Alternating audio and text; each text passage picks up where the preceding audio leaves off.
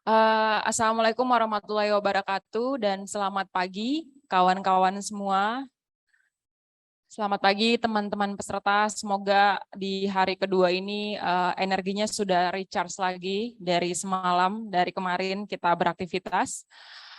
Selamat pagi juga buat kakak-kakak komentor dan mentor jika sudah hadir pada pagi hari ini. Ini adalah sesi pertama di hari kedua dalam program Bacarita Digital, di mana hari ini saya sangat excited sekali ya.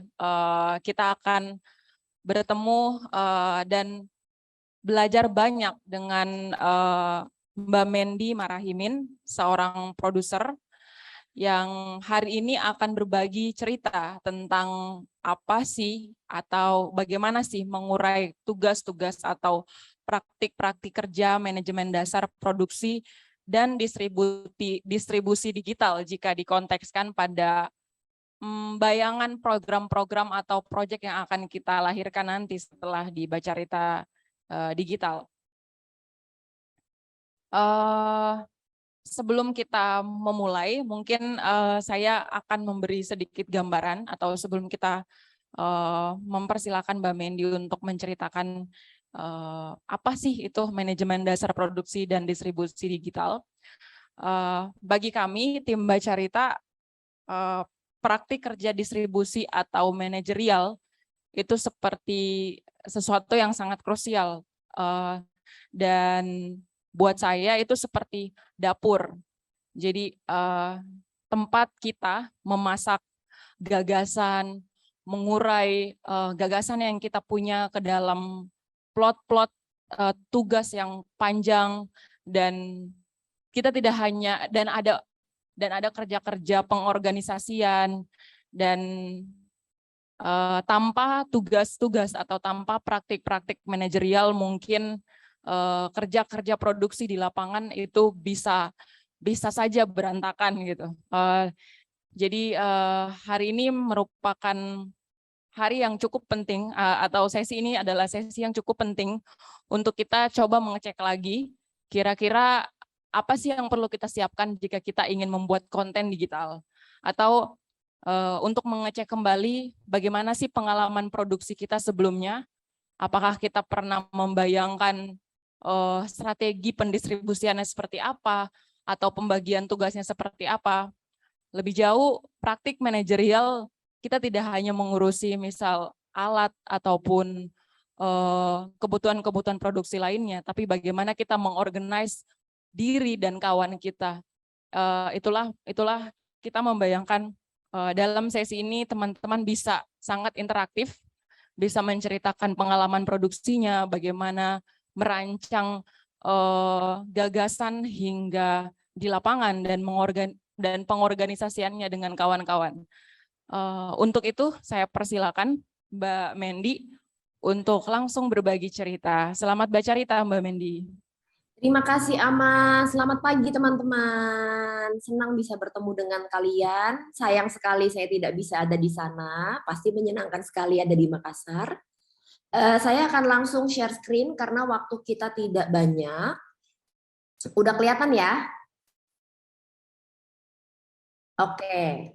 Jadi pertama kita di sini hari ini akan bicara soal content production management dalam waktu yang sangat singkat, dan sebenarnya ini sesuatu yang sangat menantang karena ketika kita bicara soal content production and distribution management itu elemennya banyak dan sangat banyak detail-detail yang perlu dicermati gitu. Nah, sementara detail-detail ini sangat tergantung dari proyek teman-teman. Jadi saat ini saya dalam presentasi ini saya akan banyak meminta teman-teman untuk juga sharing apa yang sedang dibuat agar saya bisa memberikan saran sebaiknya seperti apa manajemennya. Gitu ya kira-kira ya. Sedikit tentang saya pernah membuat web series, pernah membuat feature film fiksi, pernah membuat dokumenter pendek untuk TV, pernah membuat dokumenter panjang untuk bioskop yang sekarang ada di Netflix, sedang dalam post production untuk sebuah film dokumenter panjang One Big Sumba Family, sedang financing film fiksi Crocodile Tears, sedang syuting sebuah film berjudul A Distant Call yang syutingnya juga di Sulawesi, di Segeri, di dekat Makassar. Kemudian lagi post production sebuah dokumenter pendek berjudul My Grandmother is a Bird, dan saya juga adalah outreach director Good Pitch.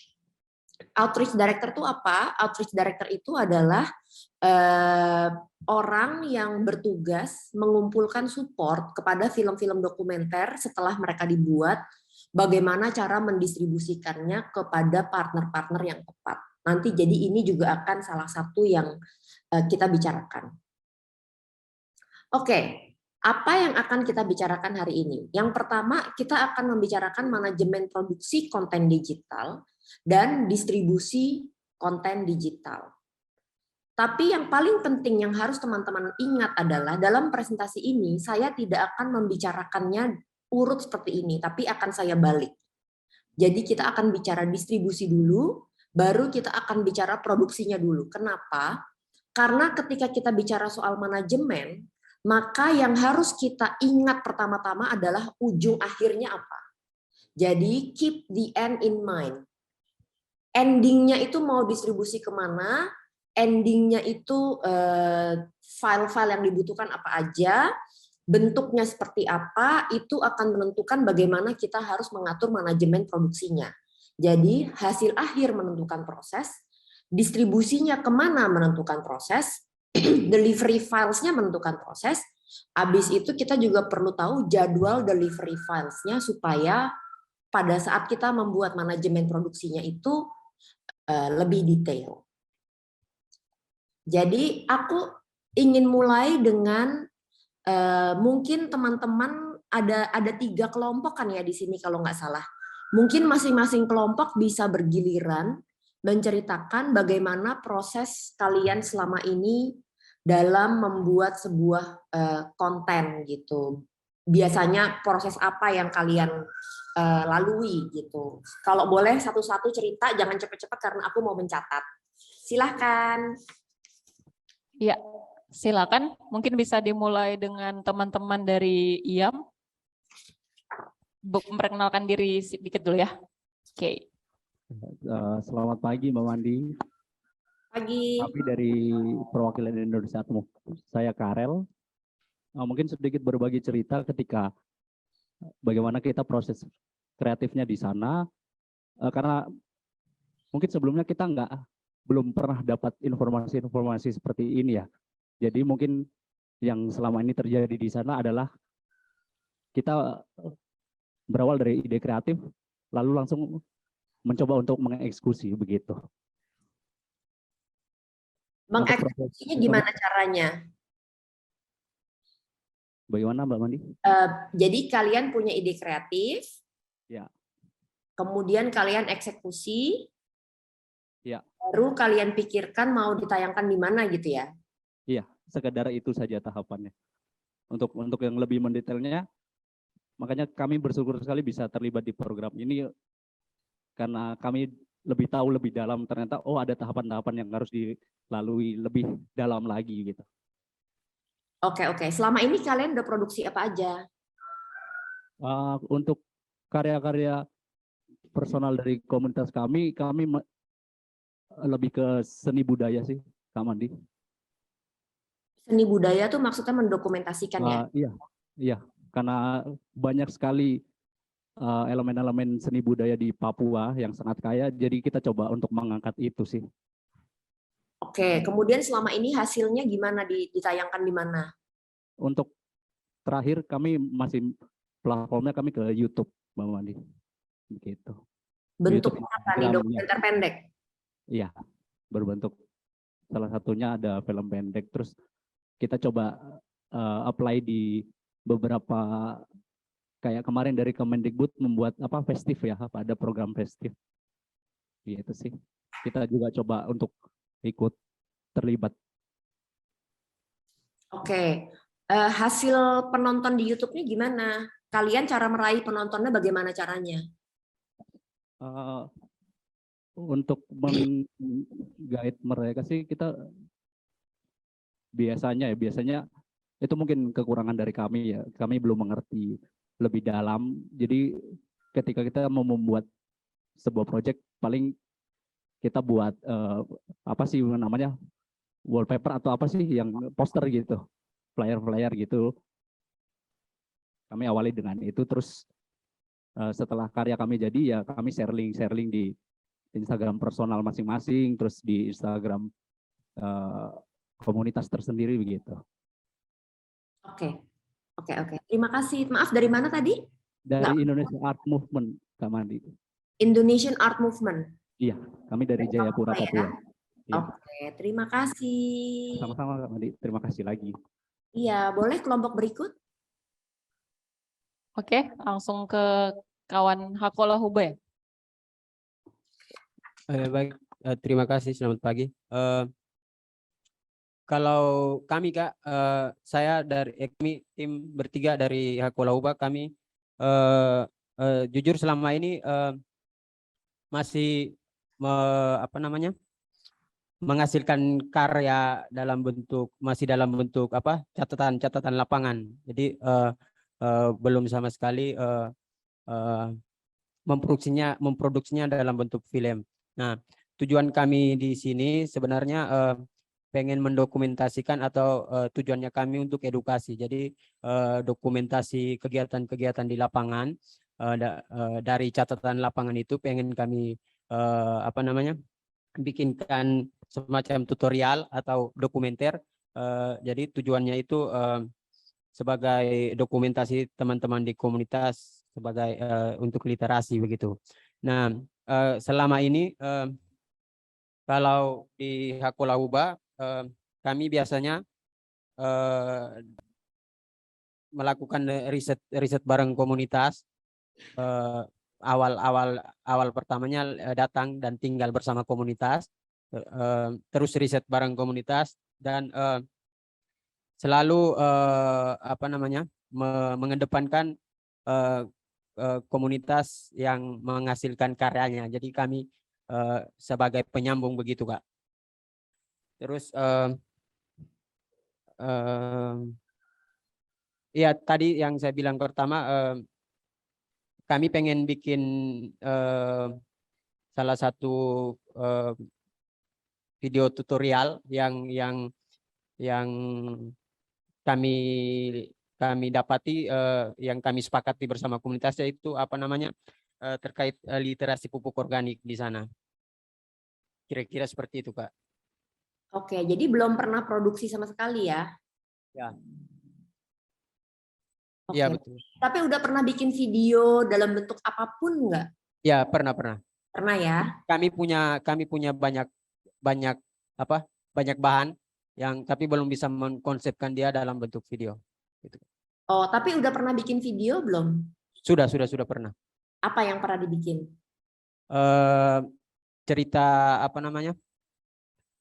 kami karena kebanyakan dari orang luar, jadi bikin video terkait rutinitas volunteer di sana selama di lapangan. Terus kami melihat pernah juga bikin video terkait aktor-aktor atau pemuda di komunitas yang mempunyai kontribusi di mengorganisir komunitasnya. Oke, pada saat bikin video itu seperti apa proses kreatif yang dilalui oleh teman-teman? Bagaimana cara dari ide sampai selesai, tayang di mana, dan seterusnya? Dari proses kreatifnya,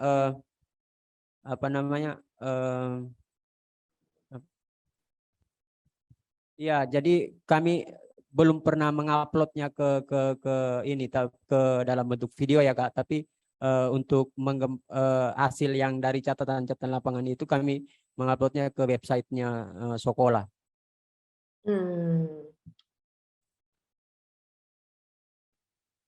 Kemudian video-video ini, bayangan kalian ketika kalian membuatnya, kalian ingin menggunakannya untuk apa sebenarnya? Kenapa bikin video-video tutorial dan dokumentasi rutinitas volunteer, kegiatan-kegiatan pemuda? Sebenarnya tujuannya kami ini Kak, sebagai dokumentasinya komunitas, terus bisa mengempanyekan praktik-praktik apa saja yang komunitas bikin selama di tempatnya, yang bisa untuk mengedukasi orang luar. Oke, jadi semacam ini ya, semacam apa, laporan kegiatan gitu ya, dokumentasi kegiatan gitu ya. Ya, betul Kak, ya. Oke. Selama ini kalian bikin ini untuk penontonnya siapa kebayangnya? Biasanya kami nguploadnya ke Instagram, tapi website yang tulisan yang panjangnya biasanya di website. Jadi Oh, linknya kami lampirkan di Instagram sama Facebooknya sekolah. oke. Kalau boleh tahu tujuan kalian ikut workshop ini untuk apa? Apakah mau memperbaiki hasil video, ataukah ada tujuan lain? Apa tujuan kalian ikut workshop ini? Kalau mengikuti kegiatan Bercerita Digital ini sebenarnya kami lebih fokus ke bagaimana cerita-cerita lapangan itu dikemas dalam bentuk video. Oke, bagaimana mengemas dalam bentuk video ya? Ya, Oke, terima kasih. ya Maaf, makasih Kak. dari mana? Kami dari Hakola Huba atau Sekolah Rimba. Oh, dari Sekolah Rimba, dari Riau ya? Di Sekolah Rimba di Jambi, cuman lagi buka program di Sumba Barat. Oh, oke. Lagi buka program di Sumba Barat. Oke, siap. Terima kasih. Terima kasih. Selanjutnya untuk kakak-kakak dari halaman rumah. Terima kasih, nama saya Ais. Saya dari halaman rumah, teman saya Mita sama Valen. Jadi dari halaman rumah ini terbentuk masih belum lama, dan selama ini kami sebenarnya belum benar-benar bekerja tim untuk membuat satu video, tapi sebelum-sebelumnya saya sudah sering membuat video-video yang diupload di YouTube. Jadi saya merekam kegiatan-kegiatan yang dilakukan di desa, khususnya yang dilakukan oleh nenek saya di rumah. Hal pertama yang pertama yang saya lakukan itu pada saat sebelum melakukan pendokumentasian, saya tinggal dulu di situ, kemudian mengamati bagaimana situasi dan keadaan yang di desa, kemudian sembari melakukan riset, tapi riset bukan dalam yang serius banget, cuman kayak ngobrol sama orang-orang, terus mengamati apa yang terjadi di sekitar. Dari situlah saya mulai, kalau ada kegiatan, misalnya ada kegiatan pesta panen, saya turun langsung gitu, merekam kegiatan-kegiatan di sana, kemudian apa yang dilakukan nenek saya, misalnya ada ritual atau ada makanan-makanan lokal yang bisa didokumentasikan, saya kemudian dokumentasikan. Terus saya edit, kemudian tujuannya upload di YouTube. Oke. Upload di YouTube ini tujuannya kalau boleh tahu buat apa? Selama ini kegiatan apa yang kami lakukan di desa, entah itu misalnya situasinya atau kegiatan-kegiatan itu jarang terekspos gitu, apalagi desa-desa yang di bagian timur gitu, jadi kurang dikenal. Dan untuk juga supaya ini bisa jadi rekaman dan bisa panjang gitu, ingatan-ingatan yang pernah terjadi di desa, di rumah. Oh, maaf, desanya di mana ini? Di Desa Tabo-Tabo di Pangkep, Sulawesi Selatan. Iya. Ya. Oke. Boleh tahu nggak kegiatan-kegiatan ini, kan berarti tadi kamu sebut banyak merekam kegiatan-kegiatan nenek kamu di desa. Kegiatan-kegiatan apa aja yang udah kamu rekam? Jadi karena nenek saya petani, jadi kayak misalnya sebelum bertani dia melakukan ritual-ritual. Ada namanya Mapang Nguju Ase, atau bahasa Indonesianya memberangkatkan gabah, dan itu bisa panjang itu ritualnya sebelum menanam padi. Kemudian setelah menanam juga ada ritualnya juga. Kemudian ada pesta panen. tapi itu kegiatan di desa umum. Terus juga ada beberapa hal, misalnya keresahan-keresahan saya di desa, kayak misalnya ada kasus-kasus misalnya pernikahan dini atau kriminalitas yang terjadi di desa, tapi tidak saya liput secara khusus, Mbak, tapi saya berusaha untuk mengalihwahanakan dalam bentuk video yang tidak, gimana ya bahasa, mungkin yang lebih agak nyastra gitu loh pembahasannya, nggak langsung ke objeknya, oh ada orang yang bunuh diri atau ada pembunuhan, tidak seperti itu, cuman lebih fiksi aja gitu, cara menyampaikannya. Oke. Baik, terima kasih. Ya, makasih Mbak. Iya, jadi terima kasih teman-teman. Aku udah dapat bayangan kalian selama ini prosesnya seperti apa. Aku share screen lagi. Ya, jadi kalau tadi teman-teman cerita, memang rata-rata berangkat dari mau bikin dulu gitu ya. Mau bikin dulu, kemudian setelah bikin baru memikirkan distribusinya kemana dan promosinya seperti apa. Nah, mungkin yang perlu kita ingat adalah aku akan menyebut kita bikin konten gitu ya. Soalnya kan kalau konten tuh lebih luas artiannya.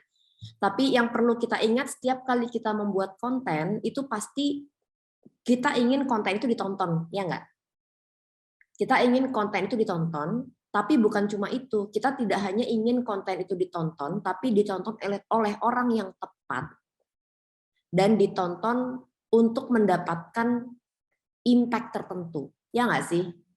Kita nggak mau kan yang nonton teman-teman kita aja, kemudian tujuan kita membuat video itu jadi nggak kemana-mana gitu. Kita pasti ingin video itu bisa ditonton oleh siapa yang bisa melakukan sesuatu atau bisa membantu kita mencapai target kita. Kayak misalnya tadi dari Papua ingin mendokumentasikan seni budaya gitu. Pastikan ini kan mirip juga sama halaman rumah yang tujuannya mendokumentasikan untuk menjadi semacam catatan ingatan akan apa yang terjadi gitu, untuk merekam dan mendokumentasikan.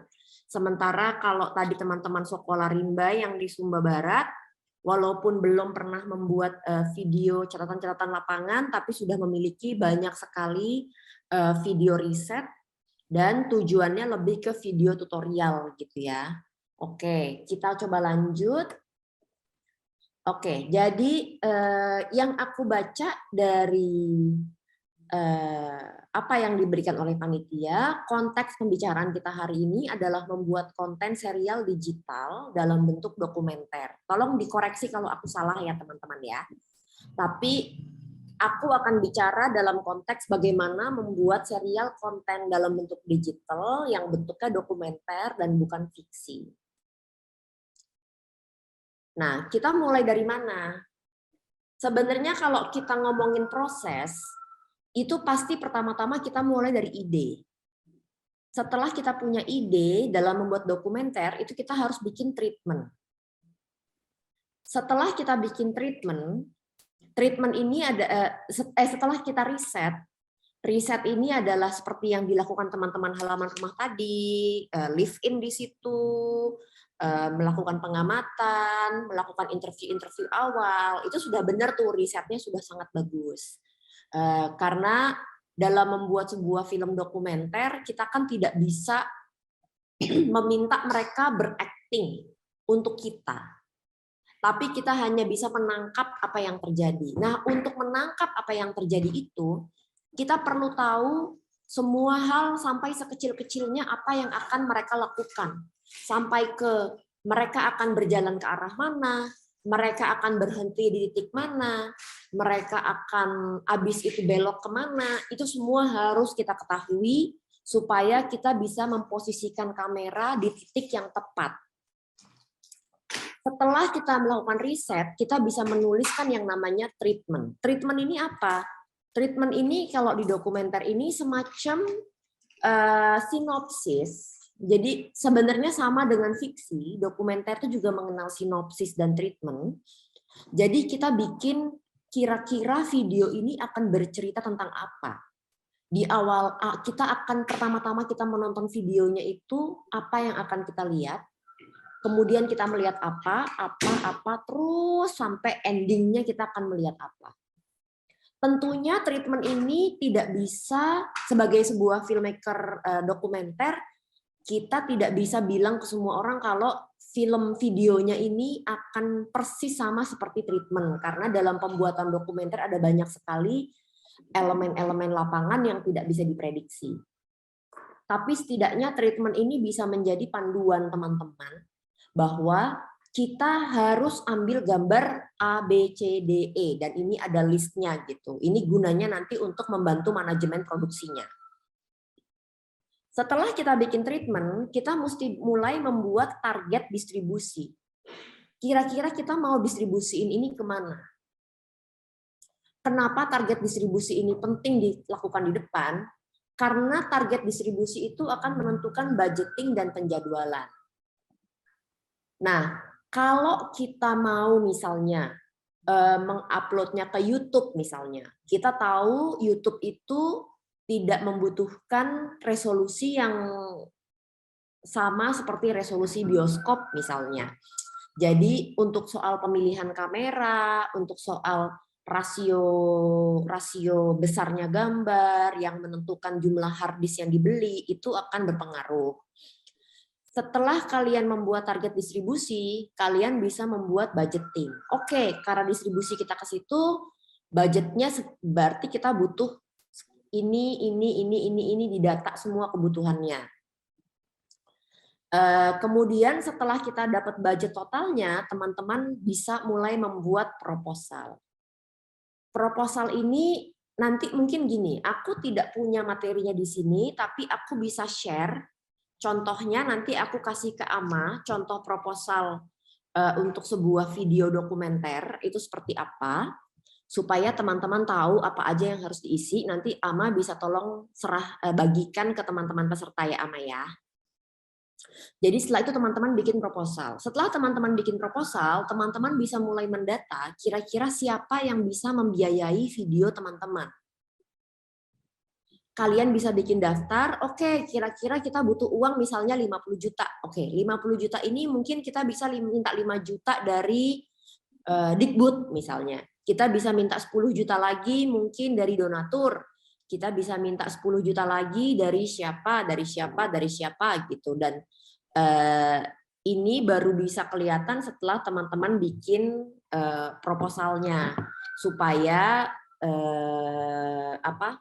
antara budget, proposal, dan target financing itu tercapai. Setelah teman-teman financing, mengumpulkan dana, baru teman-teman masuk ke production. Nah, production ini adalah syutingnya itu sendiri. Sebenarnya pada saat riset, di atas tadi yang teman-teman sudah lakukan sebelumnya, ada baiknya teman-teman sudah mulai merekam. Jadi sudah mulai merekam dalam bentuk video, dan merekam dalam bentuk audio. Karena termasuk dalam riset itu adalah interview awal. Kenapa ini perlu dilakukan? Karena kalau kita bekerja dengan dokumenter, itu kan kita bekerja dengan orang-orang yang ada di depan kamera, bukan aktor. Jadi mereka harus terbiasa dengan kamera. Nah, kalau pada saat kalian syuting baru kalian bawa kamera, itu takutnya mereka tidak terbiasa dan tidak rileks depan kamera. Jadi kalau kalian sejak riset itu sudah bawa kamera, sudah membiasakan mereka bahwa ada lensa di dekat-dekat mereka, ada orang yang akan merekam, itu akan lebih baik. Jadi pada saat syuting teman-teman sudah siap, gitu. Terus setelah di shoot tentunya post production atau pasca produksi, di mana footage-nya diedit, dimasukkan musik, diwarnai, di sound mixing. Kemudian delivery. Delivery ini adalah proses penguploadan videonya, baik ke YouTube atau ke website, atau mungkin kalau teman-teman berhasil jualnya ke streaming platform, dan lain-lain. Oke, sekarang untuk membahas lebih detail, aku akan minta teman-teman sharing lagi. Pertama, ide video yang teman-teman bawa ke workshop ini apa? Kenapa teman-teman ingin membuat specifically video ini? Apakah teman-teman sudah riset? Kalau sudah riset hasilnya apa? Apakah teman-teman sudah punya treatment? Kalau sudah punya treatmentnya seperti apa, sinopsisnya kayak gimana ceritanya, videonya dari ujung ke ujung, dan kira-kira teman-teman mau distribusi kemana? Boleh tolong ya Ama diedarkan lagi, aku ingin dengar teman-teman ini mau bikin apa sebenarnya. Oke, siap Mbak Bendi. Seru sekali. Ini interaksinya teman-teman bisa langsung bertanya dan mencerita, dan ini bisa menceritakan apa idenya. Kemarin kan waktu mendaftar sudah memasukkan ceritanya dan kenapa ini dibuat, lalu apa hasil risetnya jika sudah pernah riset, lalu treatment atau sinopsisnya seperti apa jika sudah ada, dan apakah sudah membayangkan kemana distribusinya. Tadi kan kita mulai dari teman-teman dari Jayapura, sekarang kita putar dari yang kiri. Biar adil. Silakan. Iya, terima kasih. Jadi sebenarnya kami belum riset yang benar-benar riset untuk ide yang akan dibawa ke sini, tapi sebelum yang pada proses mendaftar itu yang kami bertiga sempat berdiskusi kira-kira apa yang akan kami bawa, dan kami menemukan kata kuncinya yaitu pekarangan. Jadi kami ingin mendokumentasikan apa-apa saja yang terjadi di pekarangan rumah, karena di desa itu, di kampung, pekarangan itu menjadi ruang yang tidak hanya menjadi pengantar antara pagar kemudian ke rumah, tapi di pekarangan tuh ternyata banyak banget aktivitas yang dilakukan gitu. Jadi ada perputaran ekonomi di situ, kemudian kita juga bisa berbicara tentang ekologi, kemudian kita juga bisa bercerita tentang gender, terus makanan. Jadi ada juga tentang budaya, karena di pekarangan rumah itu orang-orang tuh melakukan pesta pernikahan kalau di kampung. Kemudian di pekarangan itu juga menjadi tempat mereka menjual makanan, menjual cemilan, minuman. Kemudian di pekarangan juga mereka menanam berbagai macam tanaman. Kemudian di pekarangan ini juga mereka mengeringkan kunyit, mengeringkan gabah dan lain sebagainya gitu. Jadi kami mungkin akan mendokumentasikan apa-apa yang kami dapat di pekarangan, karena ini menjadi hal yang jarang banget orang angkat gitu. Seberapa penting sih membahas pekarangan itu gitu? Kenapa itu menjadi penting, dan itu yang mungkin kami coba ingin dokumentasikan. Oke, kalian nanti rencananya bikin satu, soalnya kalau kita bicara soal pekarangan di sebuah kampung, itu kan ada banyak ya pekarangannya. Dan dalam bayangan saya, untuk dibuat menjadi sebuah video pendek, satu video pendek itu akan sulit. Harus dibikin serial atau dibikin satu film panjang. Kalian rencananya mau bikinnya apa?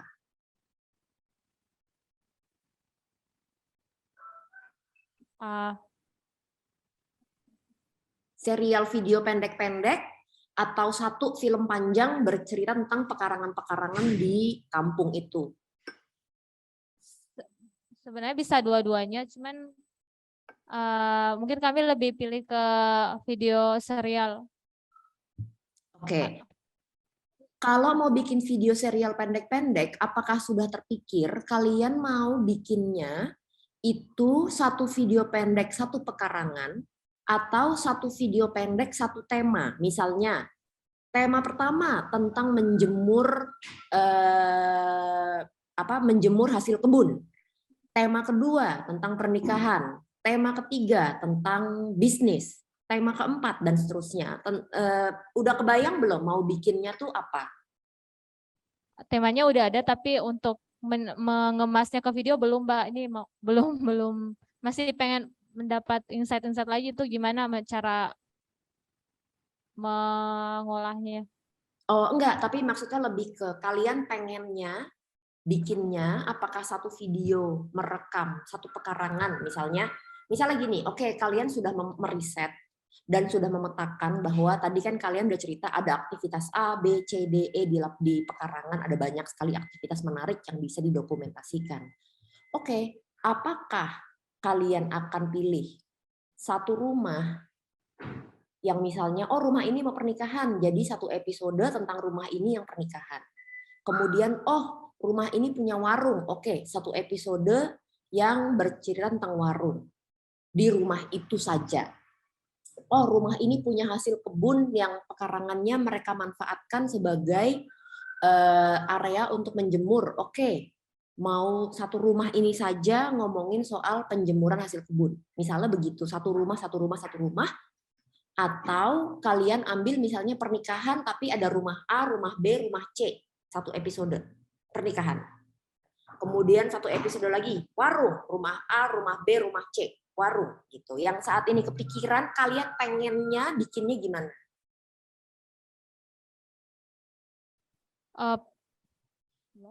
Per tema kayaknya Mbak. Jadi satu video ada tema khususnya. Kemudian jadi ada misalnya video pertama ada membahas pekarangan yang ini, kemudian video selanjutnya ada pekarangan ini. Oh, jadi satu video, satu rumah, satu pekarangan. Iya. Video beberapa pekarangan dengan satu tema. Iya, iya. Itu sih Mas, cuman belum tahu juga ini nanti gimana masih. Karena ini menentukan sekali manajemen produksinya. Kalau kalian bikin satu episode, satu pekarangan dengan satu tema, jadi satu pekarangan ini mewakili pekarangan-pekarangan lainnya yang punya satu tema.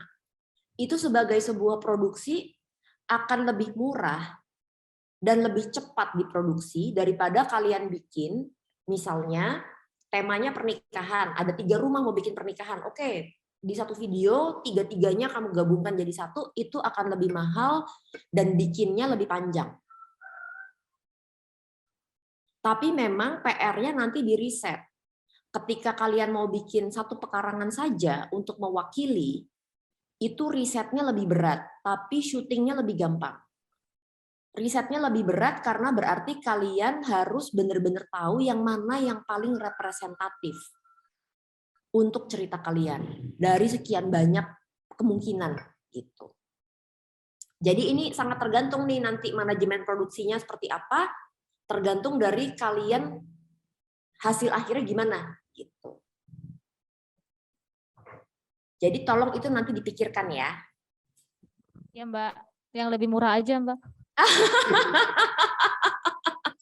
Dan bukan cuma lebih murah sih, tapi orang sebenarnya akan lebih bisa engage karena mereka tidak bingung. Mereka hanya mengikuti satu peristiwa dan satu keluarga. Gitu. Jadi orang lebih fokus dan mereka lebih bisa mengikuti cerita dan mereka bisa lebih relate dengan karakter utama yang ada dalam film kalian. Rencananya durasinya mau berapa menit? Kalau video panjang, yang satu video mungkin 19 menit. 19 menit sampai 30 menit. 19 sampai 30 menit. Ini terus terang kalau distribusinya mau kemana? Kayaknya mau ke festival-festival atau lomba mungkin, Mbak. Oke, mau ke festival atau ke lomba-lomba. Oke. Sedikit tentang distribusi festival, sekalian buat yang lain dengar. Festival itu ada, kalau untuk dokumenter ada 3 section. Short, mid-length, dan feature. Kalau kalian kan kepikiran 19-30 menit, ini masuk kategori short. Cuma harus hati-hati karena karena festival-festival itu punya cut down, punya limit durasi short documentary itu berbeda-beda. Ada yang 20 menit, ada yang 30 menit, ada yang 60 menit. Jadi di riset dulu aja kalian nanti mau rilisnya di festival mana, limit yang paling banyak itu berapa. Setahu saya limit terbanyak itu di 30 menit. Jadi kalau kalian di bawah 30 menit itu lebih aman. Tapi kalau nanti end resultnya kalian mau upload ke YouTube, 19 sampai 30 menit ini terlalu lama. YouTube itu biasanya orang nonton 10 sampai 15 menit saja. Gitu. Jadi mungkin bisa dipertimbangkan. Nah,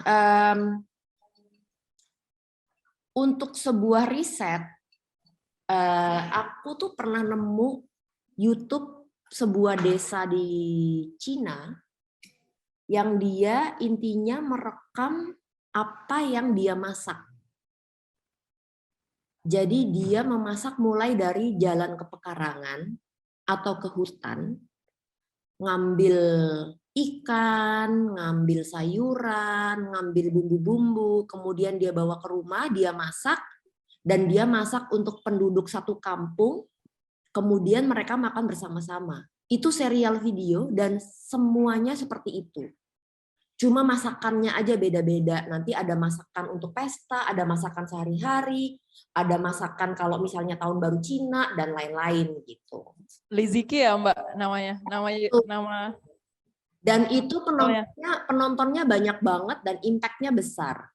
Jadi coba dipelajari aja bahwa video-video simpel seperti itu juga bisa meraih banyak penonton gitu. Kemudian iya tadi saya udah bilang bahwa nanti yang akan repot adalah risetnya karena kalian kan nanti berarti harus mulai bikin tema ya. Tema.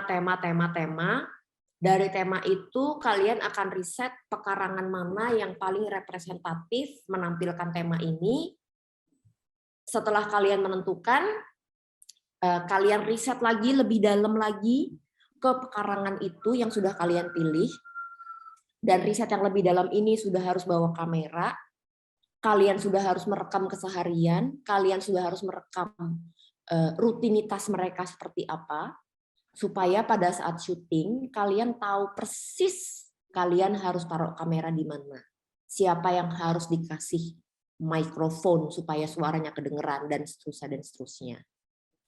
Setelah itu kalian bisa bikin cerita. Oke, berarti yang akan kita rekam adalah keseharian, misalnya apakah ini keseharian a day in a life, satu hari dalam hidup dia, atau bukan, ini adalah cerita satu fase kehidupan misalnya, dari tanam sampai panen gitu misalnya, atau oh bukan, ini dari persiapan pernikahan sampai pesta gitu. Itu nanti bisa kalian tuangkan ke treatment. Kayak gitu ya kira-kira ya. Ada pertanyaan nggak teman-teman? Apakah ada pertanyaan? Dari kelompok lain juga kalau mau nanya boleh. Kan ini sambil saya share buat satu kelompok yang lain bisa ikut belajar. Itu tadi akun YouTube yang Mbak Mendy maksud itu yang namanya Liziki ya Mbak? Yang masak-masak dari pekarangan rumah. Salah satunya. Oh ya. Ada beberapa, aku lupa yang aku sering tonton tuh yang mana, tapi mereka tuh dialognya juga dikit, intinya lebih menceritakan proses gitu, merekam keseharian di desa gitu. Ya, itu jadi salah satu akun YouTube yang paling banyak followersnya. Betul. Ya, aktivitasnya masak tiap hari sama neneknya. Betul.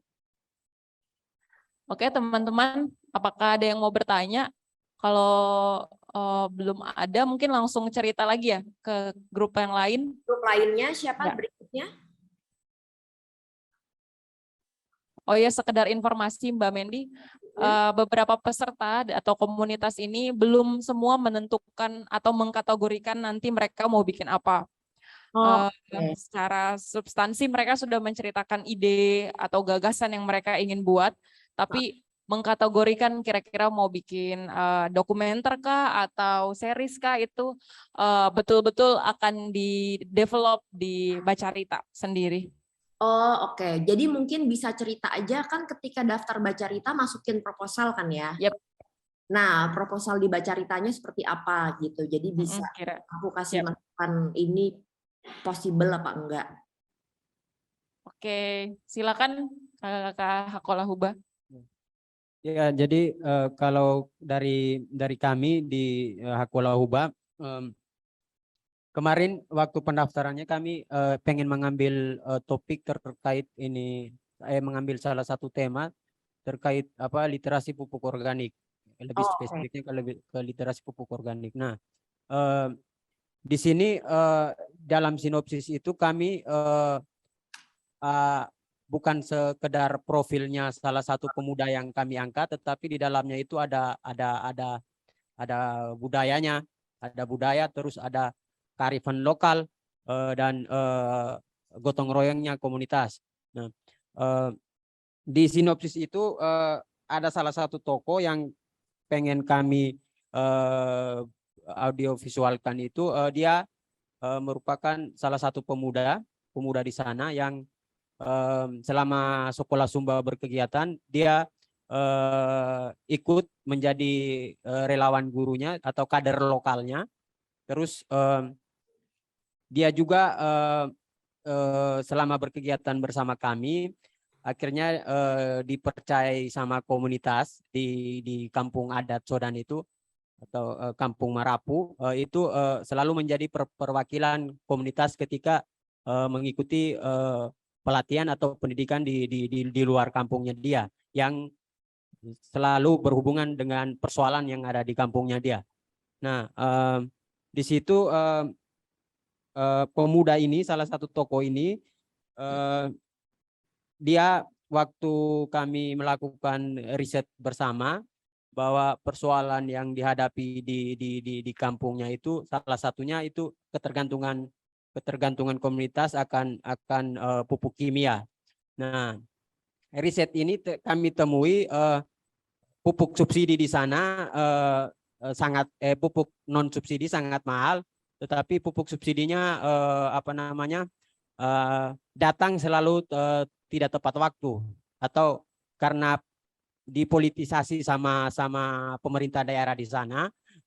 Jadi cuma ada 2 toko yang menyediakan pupuk subsidi. Nah, tetapi temuan kami di lapangan salah satunya juga ini terkait pupuk tadi, karena keterlambatan adanya pupuk subsidi, ketika tanaman mereka atau padi mereka yang seharusnya dikasih pupuk, karena datangnya terlambat, akhirnya mereka jadinya gagal panen. Nah, salah satu solusinya kami bersama komunitas, kami menyepakati adanya literasi terkait pupuk organik ini, Kak. Jadi si toko ini yang pemeran utamanya dia karena ingin mengedukasi bagaimana pupuk organik ini diimplementasikan ke tanamannya komunitas. Kira-kira begitu, Kak. Terus Ya, mau lanjut sedikit, terus tetapi namanya berproses, komunitas tidak serta-merta langsung percaya dengan solusi yang si toko tadi idekan. Jadi dia malah memilih untuk membuat salah satu kebun percontohan untuk mengedukasi terkait pupuk organik itu sebagai di kebunnya dia sebagai contoh begitu, Kak. Oke. Itu konflik yang Sebenarnya terjadi. ini lebih video kampanye gitu ya? Iya betul, Kak. Literasi ya? Saya ngebayanginnya gini, Kak, bisa juga jadi tutorial bagaimana proses membuat pupuknya, bahan-bahannya sampai pada implementasinya di tanaman. Bisa juga dalam bentuk dokumenter, yaitu bagaimana si pemuda ini mengorganisir komunitasnya. Oke. Nah, itu sesuatu yang harus kalian putuskan, mau bentuknya tutorial atau sebuah video dokumenter. Tapi kalau bagi saya sebenarnya 2 hal ini bisa digabung jadi satu. Karena ketika kalian misalnya gini, tapi yang kalian rekam itu sama seperti teman-teman tadi di halaman rumah, lebih mudah kalau kita mengikuti 1 orang dan 1 komunitas saja, jadi nggak banyak. Nah, yang harus diceritakan adalah success story. Di komunitas mana yang sudah berhasil menggunakan pupuk organik dan bagaimana cara mereka melakukannya. Nah, itu yang bisa membantu mengkombinasikan antara sebuah dokumentasi dengan tutorial gitu. Jadi sebenarnya menurut saya ini bisa digabung. Nanti mungkin bisa dibicarakan bersama mentornya bagaimana cara menggabungkan dua ini. Nah, ketika mau menggabungkan dua ini, maka risetmu juga harus sangat ekstensif. Tapi lebih ekstensif ke bagaimana proses sehari-hari pembuatan pupuk organik ini dan penggunaannya supaya itu bisa dimasukkan ke dalam cerita tanpa harus menjadi membosankan. Kemudian perlu sangat dipikirkan pasca produksinya, apakah nanti akan menggunakan narasi atau kalian akan rekam suara di lapangan. Ini membutuhkan manajemen produksi yang berbeda.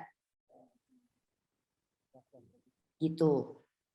Nah, nanti untuk distribusinya bayangannya gimana? Apakah mau dibawa keliling ke komunitas-komunitas yang belum menggunakan pupuk organik untuk menonton dan didiskusikan? Atau gimana? Atau mau upload aja ke YouTube orang-orang nonton bebas? Atau kalian mau secara intensif datang ke komunitas-komunitas melakukan kampanye ini? Kalau tujuan jangka panjangnya itu Kak bisa dibawa ke karena sekolah punya apa namanya lokasi program di banyak tempat bisa jadi terus kalau jangka tujuan utamanya maksudnya tujuan dalam waktu dekat ini komunitas bisa punya dokumentasi terkait itu semacam tutorial begitu, punya dokumentasi terkait langkah-langkah dalam membuat pupuk sampai dengan ininya implementasinya. Oke. Nah, sebenarnya kalau membuat video seperti ini itu relatif lebih, menurut saya, relatif lebih mudah kalian mendapatkan financing-nya. Karena ada banyak sekali NGO yang concern dengan isu-isu lingkungan dan concern dengan penggunaan pupuk kimia versus pupuk organik yang bisa membantu kalian dari sisi fundraising dan juga dari sisi distribusi. Nanti kita akan bicarakan di ending soal yang namanya impact distribution. Oke. Apa yang bisa kalian lakukan supaya video kalian memiliki dampak sesuai dengan yang ingin kalian capai. Siap. Gitu. Ini udah cukup jelas sih. Dari kalian ada pertanyaan nggak? Kalau pertanyaannya tadi sih Kak, apa namanya? Bagaimana output dari apa idenya kami ini bisa dalam bentuk tutorial atau dokumenter atau bisa dua-duanya bisa digabungin jadi satu? Menurutku kalau aku memproduksi ini, aku akan gabungin jadi satu. Kenapa? Karena video tutorial itu cenderung sangat dingin gitu. Jadi untuk merangsang, atau kalian mungkin perlu bikin 2 video misalnya. Satu video itu video khusus dokumenter yang ada sedikit tutorial bahwa cara membuat dan menggunakan pupuk organik ini mudah teman-teman dan efeknya bagus untuk lingkungan, bagus untuk hasil panen kamu dan seterusnya. Ini contoh suksesnya ada di kampung ini gitu. Tapi kemudian kalau misalnya nanti setelah kalian mempertontonkan video itu disertai dengan diskusi, mungkin teman-teman bisa dikasih, mereka kemudian untuk lanjutannya bisa dikasih link di YouTube video tutorial saja bagaimana membuat dan menggunakan pupuk organik supaya mereka bisa tonton setiap saat dan bisa sambil nonton sambil melakukan gitu. Karena kalau mereka harus nonton satu film dari ujung ke ujung yang ada dokumentasinya itu kan rumit ya ketika kita mau melakukan sesuatu. Jadi mungkin kalian harus perlu bikin 2 video. Nah, 2 video ini memiliki manajemen produksi yang berbeda-beda. Kalau yang pertama itu kalian perlu melakukan riset sama seperti teman-teman di halaman rumah, jadi mengikuti si tokoh pemuda relawan ini ke komunitas yang sudah menerapkan pupuk organik, dia ngapain aja, dia ngobrol apa aja sama mereka, kira-kira petani-petani mana yang mau dimasukkan ke dalam video untuk diceritakan kisah suksesnya, kemudian bagaimana dia mengajarkan kepada mereka cara membuat pupuk organik dan seterusnya. Habis itu video kedua, kalian bisa bikin video tutorial yang benar-benar kita bikin pengadeganan. Jadi pertama apa yang dilakukan, dan itu harus close up gitu. Harus menunjukkan misalnya kalian bisa search sih video tutorial YouTube kan udah banyak. Dibikin aja seperti itu gitu. Tapi berarti mesti bikin list shot-shot apa saja yang harus ada, bikinnya di mana, tangan siapa yang kelihatan, kemudian narasinya akan seperti apa, itu diperlukan untuk di video kedua gitu. Jadi saranku, kalau kalian memang targetnya melakukan itu, harus bikin 2 sih. 1 untuk kampanyenya, 1 tutorial untuk orang-orang dari komunitas-komunitas lain membuat si pupuk organik dan memanfaatkan ini pupuk organik ini gitu. Makasih Kak. Iya. Sama-sama. Ada pertanyaan lagi? Kalau nggak ada, kita lanjut ke Indonesian Art Movement. Indonesian Art, ya, dari Papua. Baik, terima kasih. Kalau dari kami, sebenarnya kalau mau bicara soal ide, berawal dari budaya teman-teman Papua yang suka makan pinang. Jadi di Papua itu banyak anak-anak muda sampai orang tua yang suka makan pinang. Nah, akhirnya di kompleks-kompleks, di pangkalan ojek, itu sering ada orang yang jualan-jualan pinang di meja-meja kecil. Nah, di meja-meja kecil itu sering terjadi diskusi, terjadi ngobrol-ngobrol orang-orang yang di situ. Makanya kita mau ngangkat itu sebagai, sebenarnya kita udah mikir sih kalau itu bakal jadi kayak macam konten digital edukatif gitu. Itu juga ahli media dari program RRI Jayapura yang namanya sebenarnya tuh para Pinang. Kita ahli mediakan itu. Jadi kita mikir ini menarik kalau misalnya kita buat dalam bentuk visual. Kurang lebih itu konsepnya seperti podcast atau talk show gitu, sambil ngobrol ngunyah pinang gitu sih. Kurang lebih seperti itu. Kata ada teman? Oke, mungkin aku sedikit nambahin ya kawan. Jadi awal mula terbentuknya ide kreatif judulnya Pinang Tumpuk. Kami ngangkat itu Pinang Tumpuk. Ya didasari dari yang seperti teman Sali sampaikan bahwa di Jayapura sendiri khususnya atau di Papua hampir banyak teman-teman di sana itu ada buah pinang. Kalau teman-teman semua di daerah timur kan, buah pinang itu udah menjadi apa sih namanya, buah ini ya, buah yang ada di Indonesia bagian timur lah. Itu buah itu mereka makan sebagai apa ya, kayak sudah menjadi keseharian mereka begitu buah itu. Jadi dari buah itu biasanya kenapa kita ngangkat pinang tumpuk, karena ada di tempat itu ketika mereka melakukan transaksi beli buah itu, ada yang menjual, pasti akan ada beberapa cerita apalah entah terkait fenomena yang terjadi belakangan ini atau sekadar bertanya kabar gitu ya. Nah, jadi yang mau kalian rekam sebenarnya pembicaraannya ya. Yes. Yang didasari dari ya konten yang sudah pernah ada sebelumnya di RRI Jayapura, tapi itu kan konten audio saja. Kita ingin lebih mengembangkan itu, lebih kita dalamin lagi dalam bentuk visual, audio visual lebih tepatnya, supaya ada visual ekspresif begitu. Garis besarnya sih konten edukatif digital. Harapan kami supaya informasi-informasi yang bukan hanya sekedar tanya jawab, bertanya kabar atau apa yang terjadi di para pinang itu atau di tempat pinang itu, tapi kami harapannya nanti ada konten-konten edukatif yang bisa kami bagi terkait apa yang terjadi di sekitar khususnya Jayapura sih, edukatif konten edukatif itu, atau konten-konten yang obrolan-obrolan yang bisa interaktif, informatif sih, gitu aja. Oke, obrolan informatifnya biasanya tentang apa sih? Maksudnya nilai informasi dan nilai edukasi dalam obrolan-obrolan itu apa? Iya, balik lagi mungkin seperti background komunitas kami ya. Background komunitas kami adalah seni dan budaya, lebih bergeraknya di banyak bergerak di program-program itu. Kami akan membicarakan seputar itu sih lebih dalamnya tentang seni budaya.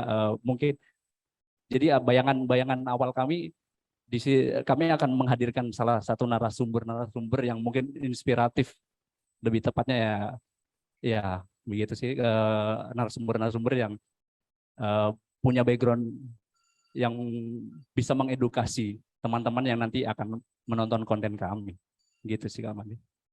Oh oke, sorry, aku jadi pengen tahu lebih jauh. Narasumber ini nanti, maksud gini, kalian nanti akan merekam secara real pembicaraan di meja-meja pinang ini, atau kalian akan melakukan pengadeganan bahwa ada dialog seperti ini di meja-meja pinang, dialognya kira-kira seperti ini gitu, atau benar-benar real apa yang terjadi di meja pinang itu kalian rekam, karena ini dua manajemen produksi yang berbeda. Baik, ya. Lebih tepatnya mungkin kami akan menerapkan terskripsi ya, atau bahasanya apa sih, ternaskah sih. Ternaskahkan Iya, gitu ya. ya ternaskahkan. Jadi bukan real kita rekam semua apa yang mereka bicarakan terjadi, tapi lebih ke naskahkan. Makanya kami memilih untuk menghadirkan narasumber yang punya background, bisa menginspirasi, harapannya bisa menginspirasi teman-teman nantinya untuk menonton konten kami ini. Gitu. Oke, jadi si narasumber ini akan kalian undang untuk datang ke meja pinang, kemudian kalian bikin seakan-akan dia beli pinang, makan pinang sambil ngobrol gitu ya? Baik, iya benar, seperti itu, kurang lebih gambaran. Oke.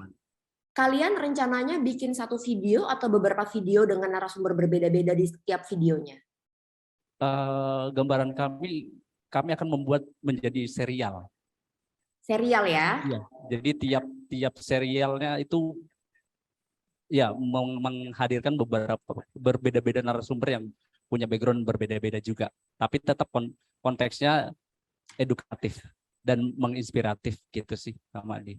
Mungkin sudah banyak teman-teman di Papua yang mencoba mengangkat seperti hal yang mungkin ide kami ini yang mungkin sudah ada sebelumnya, tapi ya mungkin harapan kami ya kami menghadirkan dengan versi kami sendiri gitu sih. Oke, narasumber ini berarti kalian sudah tahu siapa aja ya, atau masih dalam tahap riset? Ya, kami sudah melakukan observasi, kami sudah meriset, nanti sekiranya siapa sih narasumber yang akan kami hadirkan. Konteks awalnya ya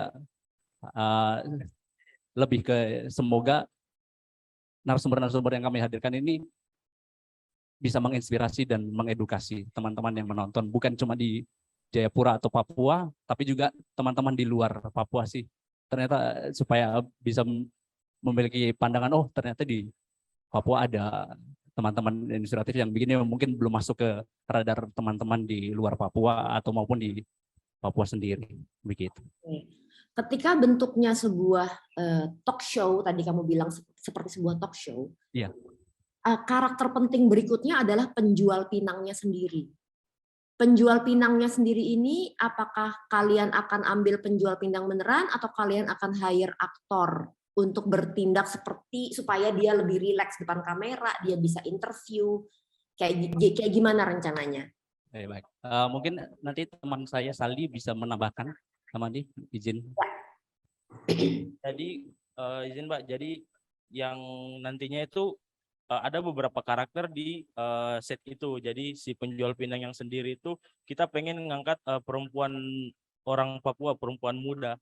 Jadi kita pengen bicara soal anak-anak muda sekarang kan lebih ke lifestyle apa segala macam, tapi nggak mau turun kerja cari uang. Sedangkan anak-anak muda di Papua yang cewek-cewek yang seperti itu kebanyakan. Nah makanya kita buat si cewek ini yang jualan pinang, artinya dia ini yang membantu orang tuanya gitu.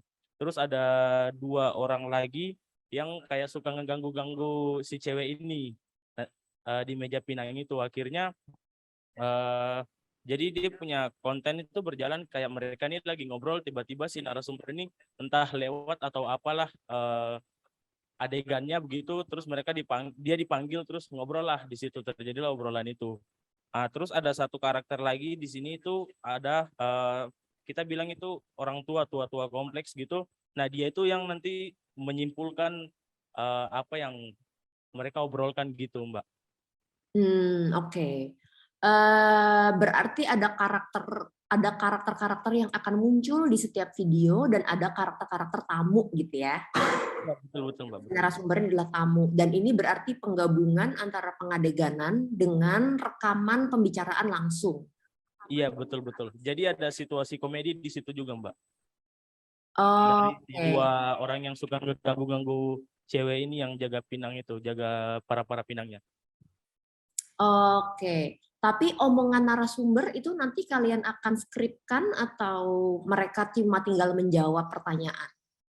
Iya, tetap kami akan gambaran kami tetap terskripkan di setiap seriesnya atau setiap episodenya kami tetap akan treatmentnya akan diskripkan demikian. Oke.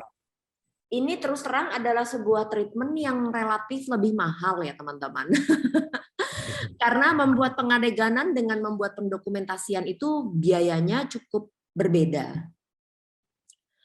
Satu hal yang mungkin kalian bisa lakukan adalah, jadi pernah dulu ada seorang filmmaker Malaysia membuat sebuah film dokumenter berjudul The Big Durian. Cara dia membuat film dokumenter itu adalah, ini semua terskripkan, tapi dokumenter. Kenapa bisa begitu? Jadi, dia interview dulu dengan banyak orang tentang satu kejadian di sebuah tahun 60-an di Kuala Lumpur. Jadi dia interview orang-orang itu, apa yang mereka, waktu itu mereka ada di mana, apa yang mereka lihat, apa yang mereka rasakan, dan seterusnya. Setelah dia merekam testimoni langsung orang-orang ini, dia membuat skenario, kemudian dia meng-hire aktor untuk menceritakan ulang testimoni-testimoni yang asli ini ke dalam bentuk film. Nah, ini bisa kalian lakukan. Jadi kalian bisa gabungin. Jadi pertama riset kalian itu adalah kalian harus interview si narasumber-narasumber supaya tahu cerita apa yang bisa mereka ceritakan. Kemudian dari situ kalian bisa bikin naskah. Tapi naskah ini kalau si narasumber disuruh ngapalin kan mereka bukan aktor ya. Jadi kalau mereka disuruh menghafalkan pasti nanti kalian akan ada banyak retake, akan ada banyak harus mengulang syuting gitu yang akan berakibat pada jadwal syuting kalian molor, dan setiap penambahan jadwal, penambahan hari syuting itu adalah penambahan uang. Jadi supaya efektif, kalian harus mengcasting karakter-karakter tetap ini dengan sangat baik supaya mereka supaya narasumber tidak usah menghafalkan naskah, tapi dirangsang pertanyaannya oleh si gadis penjual pinang ini misalnya. Dirangsang oleh si bapak tua yang menyimpulkan misalnya. Jadi karakter-karakter yang akan muncul secara konstan dalam serial video ini bisa melemparkan pertanyaan untuk merangsang si narasumber mengingat apa yang harus dia lakukan, tapi si narasumber sendiri tidak harus menghafalkan gitu. Ini bisa kalian terapkan di video kalian supaya lebih efektif jalannya. Baik. Terima kasih masukannya, Kak Madi. Harapan kami juga bisa seperti itu sih. Kami ingin deliver konten ini nggak terlalu ribet atau gimana. Harapan kami lebih bahasanya nanti lebih dekat aja. Karena kita ngambil background-nya kan seperti yang sudah ada, yang ibaratnya sudah real nih background penjual pinang dan pasti akan ada orang berkumpul di situ. Jadi harapan kami lebih dekat aja sih nanti bagaimana cerita yang akan disampaikan atau yang seperti Kak Mandi tadi sampaikan, bagaimana si penjual pinang ini akan merangsang topik apa yang akan dibahas seperti itu. Iya, tapi si narasumber harus sudah diwawancara sebelumnya dan Baik, harus sudah dibuatkan naskah. Dia akan bicara apa, dia akan ditanya apa, dan dia akan jawab apa. Baik. Itu satu. Kedua, dari sisi teknis ini cukup rumit. Karena kalau kalian mendokumentasikan pembicaraan, kalian tidak bisa dengan orang-orang yang non-aktor, kalian tidak bisa memanfaatkan hanya satu kamera kan. Yes. Harus lebih dari satu kamera supaya ketika diedit enak. Nah, itu kalian harus hitung berapa kamera yang kalian butuhkan. Kemudian hal yang paling penting adalah suara. Tidak bisa memanfaatkan suara dari kamera. Kalian harus rekam suara secara terpisah. Jadi kalian harus cari orang yang dan harus beli clip on mic sehingga setiap aktor yang muncul di depan kamera itu sudah pakai clip on sehingga suaranya terdengar. Nah, ini nanti mesti didata di daftar perlengkapan dan juga di daftar kru bahwa harus ada orang-orang yang melakukan ini memastikan bahwa suaranya terekam dengan baik. Karena dengan konsep seperti ini sebenarnya gambar nomor 2. Nomor 1 tuh suara. Kalau kalian mendapatkan suara yang bagus, makanya gambarnya apapun itu masih bisa disiasatin. Tapi kalau suaranya tidak jelas atau pembicaraannya tidak lancar, terekamnya tidak baik, kalian akan sulit mengeditnya. Jadi tolong diingat nanti dalam pembicaraan kita selanjutnya bahwa kalian harus memfokuskan nomor 1-nya pada perekaman suara. Gitu ya. Baik, baik. Ini rencana distribusinya mau kemana? Gambaran kami awalnya distribusinya masih sama ke platform-platform sosial media, tapi lebih terkhusus ke YouTube. Ke YouTube ya? Yes. Supaya gampang diakses semua kalangan lah gitu. Oke. Ya, siap. Terima kasih teman-teman. Oke. Ya, terima kasih Kak Mandi. Ada pertanyaan nggak? Saya rasa cukup sih, udah terjawab semua. Oke, terima kasih. Kita lanjut. Oke. Tadi setelah mendengarkan cerita teman-teman, sebenarnya kalian semua sudah punya ide gitu ya, mau bikin apa. Tinggal nanti bersama mentor-mentornya akan ditajamkan lagi. Nah, kemudian dari ide-ide kalian itu nanti harus kalian masukkan ke budgeting. Budgeting ini disesuaikan dengan treatment yang kalian sudah sampaikan tadi. Misalnya teman-teman di Papua harus fokus kepada audio. Oke, berarti di budget harus ada budget perekaman audio yang cukup bagus. Harus beli clip on atau sewa clip on yang cukup baik kualitasnya. Harus menyediakan beberapa kamera sekaligus gitu. Untuk teman-teman di Sumba Barat, di Hakula Uba, berarti harus menyiapkan bikin 2 video gitu. Satu video yang tutorial yang full pengadeganan sehingga bentuknya kayak syuting fiksi, sementara satu video lagi yang bentuknya dokumentasi perjalanan si relawan. Sementara teman-teman di halaman rumah uangnya akan sebagian besar lari ke riset sebenarnya. Riset keseharian dari pekarangan-pekarangan yang mau direkam. Kalau dilihat dari ide-ide saat ini, terus terang yang paling mudah adalah yang teman-teman halaman rumah sebenarnya saat ini ya. Karena beratnya di riset, tapi syutingnya nanti akan lebih mudah. Yang paling berat teman-teman dari Papua, karena persiapannya cukup panjang, harus interview dulu, harus bikin naskah dulu, harus nyiapin alat yang lebih banyak, dan seterusnya. Tapi nanti ini bisa teman-teman diskusikan bersama mentornya masing-masing bagaimana caranya mengefektifkan si produksinya. Nah, jangan lupa seperti kita bicara di awal, we start with the end in mind. Kita mulai dengan hasil akhirnya. Jadi hasil akhirnya apa, itu harus ada di budgetnya juga. Teman-teman di halaman rumah, karena hasil akhirnya ingin ke festival, maka pasca produksinya akan lebih mahal. Kenapa? Kalau kita tayangkan ke festival internasional, mereka akan minta filenya itu namanya DCP. DCP itu file untuk ditayangkan di bioskop.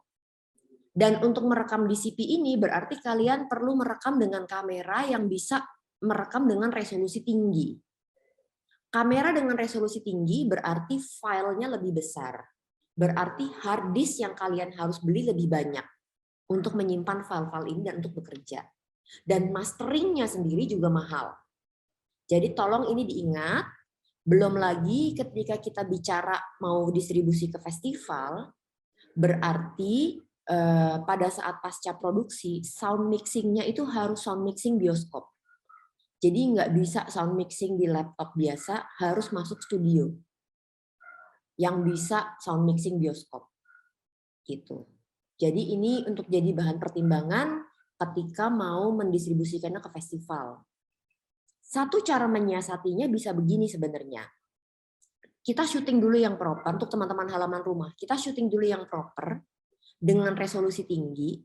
Nanti setelah editing kita lihat, kan kalian akan bikin beberapa video, beberapa karangan. Oke, pilih satu yang paling potensial masuk ke festival. Satu itu yang baru kita mixing dengan sempurna, kita grading dengan baik, kita bikin DCP-nya. Karena biaya pasca produksinya tidak murah. Sementara yang lain-lainnya mungkin bisa diupload ke YouTube saja gitu sebagai salah satu promosi bahwa ada film serial lainnya yang bisa ditonton hanya di festival gitu, sebelum nanti setelah 3 tahun tayang di YouTube. Jadi ini nanti tolong dibudgetin sesuai dengan rencana distribusi akhirnya mau seperti apa. Nah, kemudian teman-teman setelah punya budget, setelah punya sinopsis, setelah riset, bikin proposalnya. Di proposal itu yang pertama adalah sinopsis. Sinopsis itu adalah cerita videonya dari awal sampai akhir seperti apa. Kemudian treatment. Treatment ini adalah nanti bisa diomongin sama mentornya, mungkin dengan Bre atau dengan Ilun. Treatment ini adalah bagaimana visual style dan audio style yang akan diterapkan dalam video. Kemudian latar belakang dan karakter. Latar belakang ini kenapa video ini penting dibuat.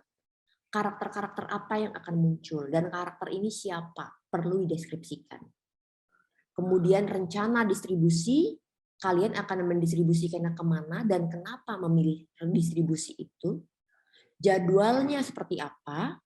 Kapan filmnya akan syuting. Kapan filmnya pasca produksi. Kapan filmnya akan selesai. Kemudian terakhir, budget totalnya berapa, itu harus ada di proposal. Nah, kita akan mulai dari distribusi. Siapa penonton konten kamu? Tadi kalian sudah cerita, jadi nggak usah share lagi, karena waktu kita juga sudah tinggal sedikit. Tapi tadi teman-teman halaman rumah mau ke festival, teman-teman dari Papua mau upload ke YouTube sebagai pendokumentasian seni budaya di Papua, dan teman-teman di Sumba Barat ingin menayangkannya secara keliling untuk video dokumentasinya, disertai dengan diskusi, dan juga upload ke YouTube untuk video tutorial, gitu ya. Jadi kira-kira penontonnya teman-teman udah tahu. Nah, tapi ada channel-channel lain yang mungkin menarik untuk teman-teman approach. Memang tidak cocok untuk semua film. Kayak film teman-teman di Sumba Barat, ini pasti agak sulit kalau masuk ke streaming platform.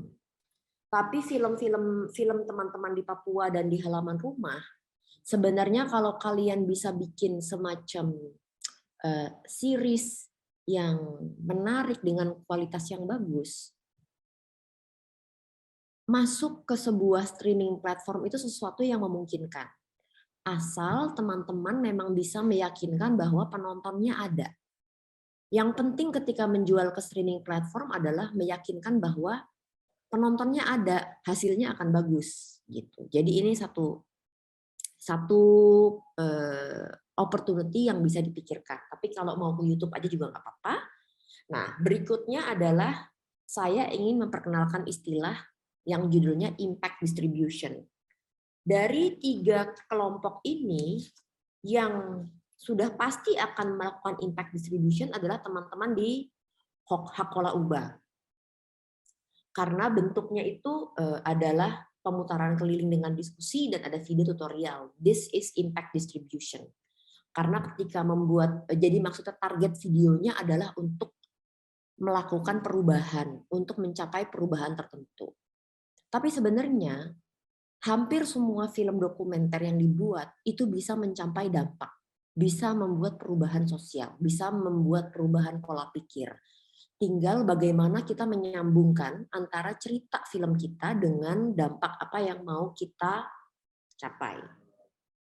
Nanti di akhir kita akan bicara dikit soal impact distribution. Mungkin teman-teman bisa mulai berpikir bahwa oke, film saya mungkin bisa mencapai dampak A, bisa mencapai dampak B, dan seterusnya. Oke, kita masuk ke manajemen produksi. Elemen-elemen apa sih yang mesti masuk dalam perencanaan? Yang pertama adalah deliverables, kebutuhan distribusi. Untuk teman-teman di Hokula Uba misalnya, tentunya membutuhkan deliverables yang cukup simple. Untuk video tutorial pastinya cuma butuh video MP4 yang bisa dengan mudah dimainkan di laptop manapun untuk diputarkan ke dalam bentuk screening-screening komunitas. Untuk video tutorial diupload ke YouTube. Untuk teman-teman di Papua, ini juga cukup simple deliverables-nya. Kalian tinggal bikin video dalam bentuk MOV dengan kualitas yang bagus untuk ditayangkan di YouTube. Nah, untuk teman-teman di halaman rumah, ini yang cukup rumit karena bentuknya mau ke festival. Jadi deliverables-nya nanti mesti didata bahwa kalian harus punya DCP. Bisa nanya nanti ke mentornya cara bikin DCP gimana. Dan juga harus punya MOV untuk tayang di YouTube-nya. Nah, deliverables ini menentukan kebutuhan pasca produksinya seperti apa. Ketika kita mau membuat DCP, pastinya kebutuhan pasca produksinya lebih banyak. Seperti tadi yang sudah saya sampaikan, mixing-nya perlu mixing bioskop, grading-nya perlu grading bioskop, kebutuhan hard disk-nya lebih banyak, dan seterusnya. Pada saat produksi juga kameranya harus berbeda, tidak bisa asal kamera mana saja, sementara untuk 2 video lainnya sebenarnya kalau mau pakai kamera handphone pun masih memungkinkan, asal bisa direkam dengan stabil. Tentunya kalau pakai kamera DSLR hasilnya akan lebih bagus gitu ya. Kemudian ada, setelah kita tahu deliverables-nya apa, sehingga pasca produksinya harus seperti apa, produksinya gimana, baru kita bisa tahu persiapan apa yang mesti kita lakukan. Apakah risetnya yang lebih panjang? Apakah kita mesti hunting lokasi berkali-kali? Apakah kita mesti casting sehingga butuh biaya untuk mengcasting orang, dan seterusnya. Tapi semua elemen-elemen perencanaan ini harus masuk ke dalam budget. Jadi ada deliverables dulu, pasca produksinya gimana, produksinya seperti apa, praproduksinya gimana. Saya ingin tanya dulu ke masing-masing kelompok. Kalau dari hasil diskusi kita tadi, udah kebayang belum kebutuhan apa yang mesti dilakukan? Atau masih ada pertanyaan? Kalau misalnya masih ada pertanyaan, silahkan nanya. Jadi saya bisa catat, kalau nanti ada format-format dokumen yang bisa saya share ke kalian, akan saya siapkan untuk saya berikan ke Ama supaya bisa di-email ke kalian gitu, supaya kalian tahu formatnya. Oke, mungkin dari kami Indonesia Art Movement udah cukup kebuka sih dengan tadi apa yang Kak Mandi bagikan, apa yang Kak Mandi coba detailkan, apa yang harus kami lakukan, apa yang harus kami siasati. Cuman yang keterbatasan kami ya terkait yang tadi barusan Kak Mandi sampaikan juga, nanti mungkin kami membutuhkan sekali dokumen-dokumen tersebut. Kami membutuhkan untuk menjadi mungkin nanti percontohan di kami seperti yang tadi saya sampaikan di awal, kami beberapa konten terakhir atau karya terakhir yang kami produksi masih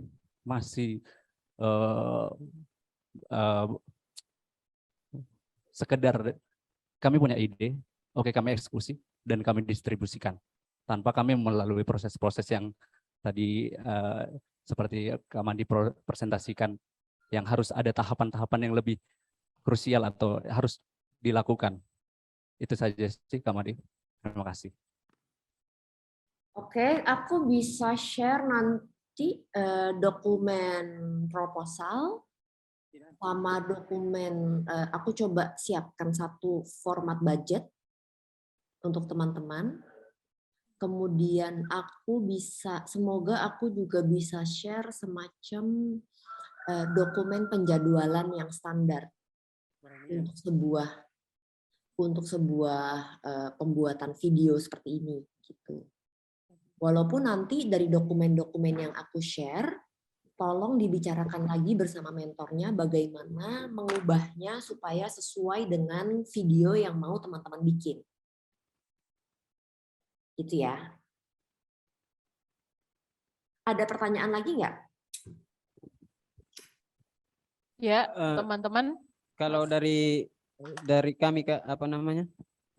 Kebutuhan, maksudnya kebutuhan tadi dari Kak ini bilangnya perlu adanya, kalau di dokumenter ya, apa namanya?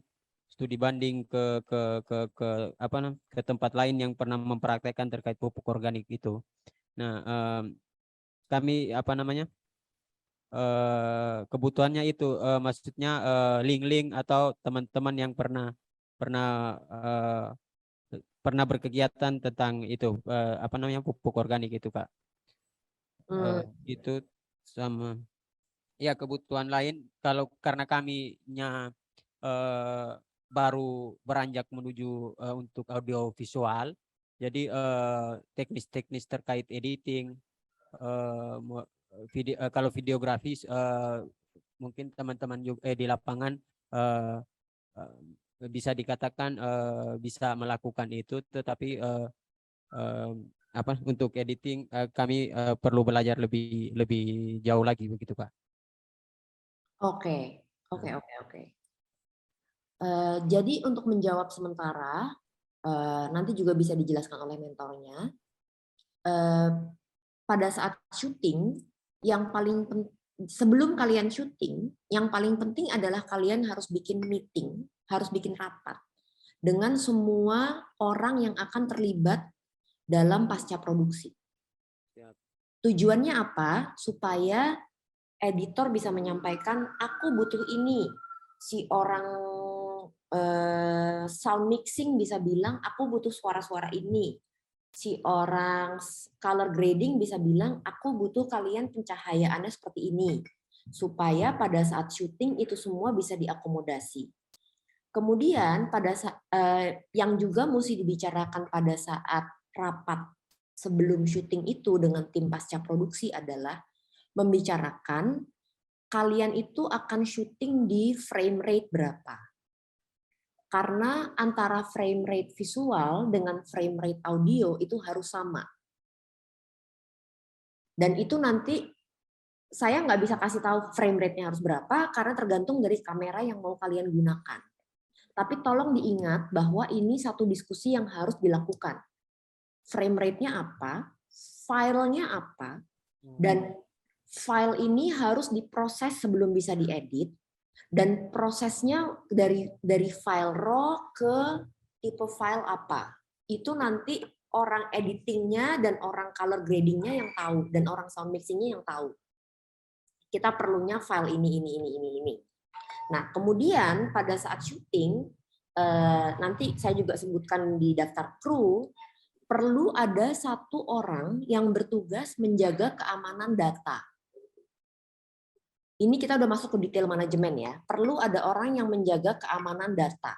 Jadi setiap kali setelah kalian syuting dengan satu kartu, harus ada satu orang khusus bertanggung jawab mengambil kartu itu, memindahkan isinya ke hard disk, mengkopinya ke hard disk lain supaya ada backup, kemudian memproses raw file dari kamera ke dalam bentuk yang bisa diedit.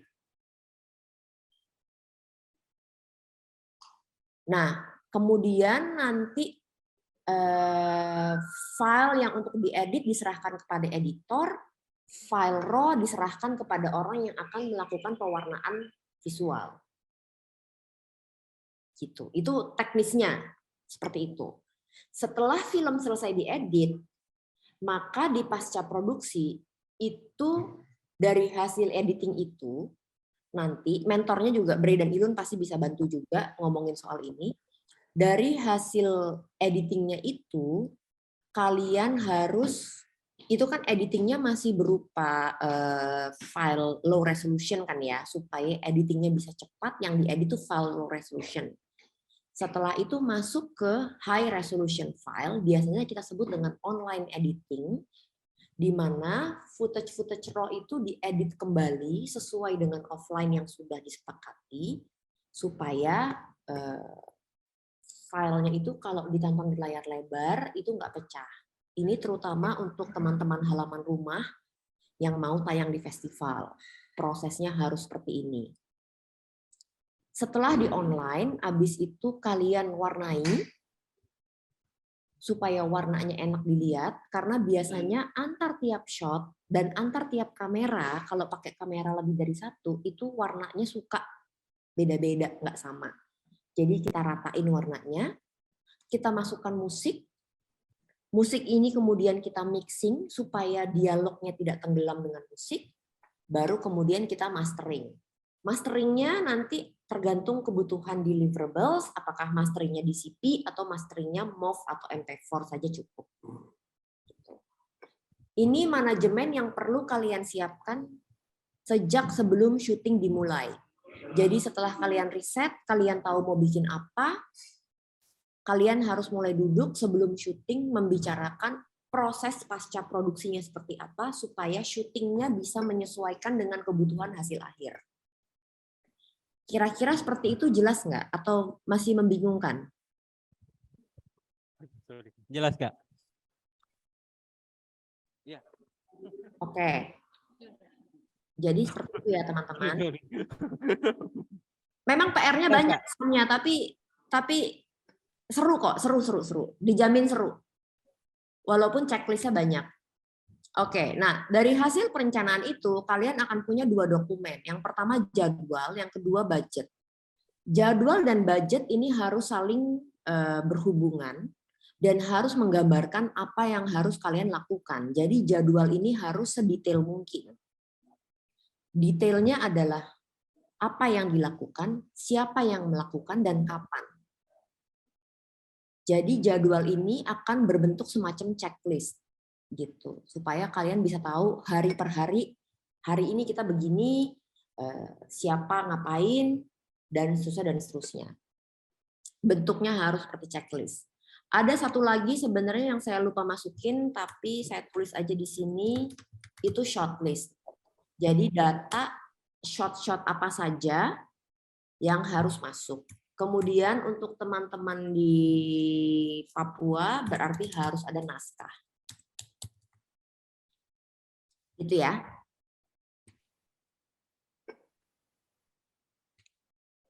Oke, nah ketika kita mau masuk produksi, mau masuk syuting, tim yang terlibat itu minimal harus ada produser. Produser ini orang yang bertanggung jawab terhadap keseluruhan dan menyiapkan infrastruktur dan menyiapkan support kepada proses syutingnya. Harus ada sutradara yang mengarahkan apa yang akan terlihat di depan kamera. Harus ada tim penulis, atau biasanya tim penulis ini kita gabungkan dengan tim riset untuk membantu sutradara ngasih tahu kalau ini nggak sesuai riset, berdasarkan hasil riset kita harusnya begini. Dan penulis ini pada saat syuting sudah mulai bersama sutradara memikirkan nanti alur editingnya seperti apa. Harus ada kameramen, harus ada sound recordist yang khusus merekam suara, apalagi untuk film teman-teman di Papua. Kemudian harus ada DIT. DIT ini adalah orang yang bertugas bertanggung jawab terhadap data. Kadang-kadang disebut juga sebagai data wrangler. Jadi dia yang bertanggung jawab terhadap data. Tolong peran-peran ini kalau bisa ada semua pada saat syuting untuk menjamin manajemen data dan manajemen syutingnya bisa berjalan dengan lancar. Untuk pasca produksi, teman-teman pasti butuh satu editor, teman-teman butuh satu orang yang membuat musik, teman-teman butuh satu orang untuk mewarnai gambar dan membuat grafik, misalnya title-nya mau seperti apa, apakah ada animasi, dan lain-lain. Dan teman-teman perlu satu orang untuk membuat sound mixing. Khusus untuk teman-teman di halaman rumah, teman-teman perlu satu studio mastering untuk BCP. Ya. Itu untuk pasca produksi. Jadi tim produksi dan tim pasca produksi harus terefleksikan juga di budget. Bahwa budget harus menyertakan orang-orang ini yang akan bekerja untuk filmnya. Nah, aku ingin tanya dulu kepada teman-teman untuk sharing. Berdasarkan sharing aku tadi, dan berdasarkan pengalaman teman-teman membuat produksi video saat ini, menurut evaluasi teman-teman, di titik mana manajemennya telah baik, di titik mana manajemennya belum baik? Boleh sharing nggak yang udah pernah bikin video? Aku ternyata kurang di sini. Oh, tapi di part ini aku sudah melakukannya dengan benar. Gitu. Boleh share? Ada yang mau share? Mungkin salah satu perwakilan komunitas ingin, ya, dari halaman mau? Terima kasih. Kayaknya yang baik yang sudah kami lakukan itu mungkin karena kami sudah banyak melakukan, sudah cukup melakukan riset, kemudian ada ide-ide. Cuman yang masih kurang itu adalah budgeting, dan sebenarnya kayak personilnya juga kurang. Terus soal dokumen siapa apa yang perlu disiapkan gitu ketika yang lebih proper gitu untuk syuting. Oke, soal budget distribusinya kurangnya gimana? Kurangnya gimana budgetingnya? Kurang detail maksudnya? gimana Mbak? Kan tadi kamu bilang kekurangannya di budgeting. Oh, Menurut kami kamu, nggak, ini mungkin lebih ke cara membuat proposal supaya kami bisa mendapat bantuan itu yang kami belum ada pengalaman. oh, oke. Oke, ingetin aku nanti kita bahas ini. Ya. Ada lagi?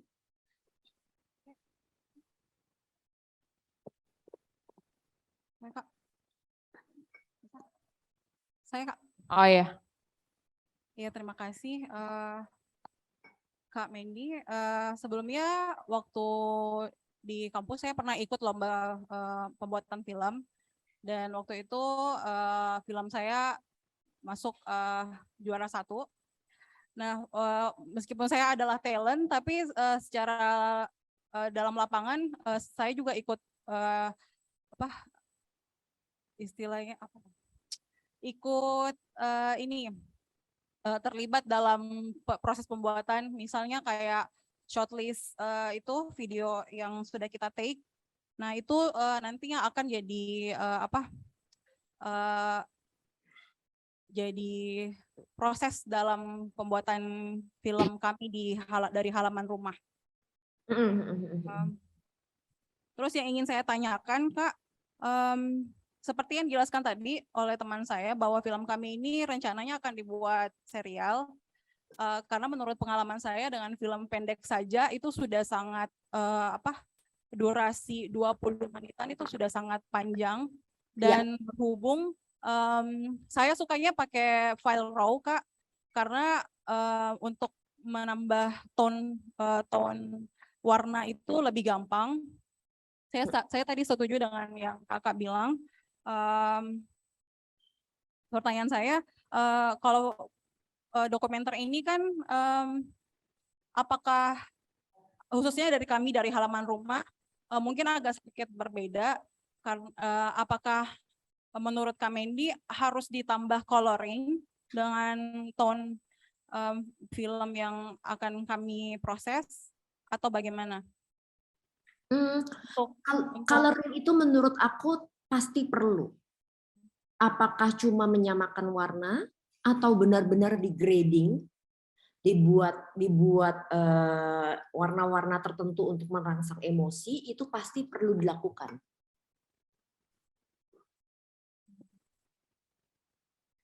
Terus pertanyaan saya selanjutnya,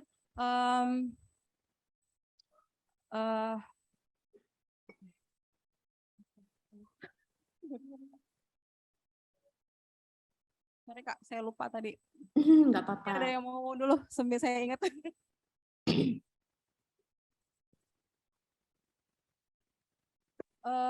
Ya sedikit Mbak, saya mungkin lebih mau minta rekomendasi karena kan ini ada enggak sih rekomendasi serial dari Mbak Mendy mungkin yang berseri, rekomendasi tontonan yang berseri terus angkat satu tema seperti yang disarankan tadi Mbak.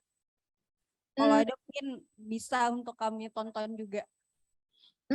Untuk seperti itu aku belum ada rekomendasi, tapi itu artinya bagus. Berarti belum ada yang aku ingat yang pernah membuat itu. Dan itu malah bagus. Karena artinya kalian melakukan sesuatu yang baru. Cuma memang risetnya akan lebih sulit, gitu aja. Karena kalian butuh riset pertama menentukan siapa yang akan merepresentasikan tema itu, kemudian bagaimana keseharian orang itu sendiri, gitu. Kak, pertanyaan saya selanjutnya. Kita punya waktu 10 menit lagi ya.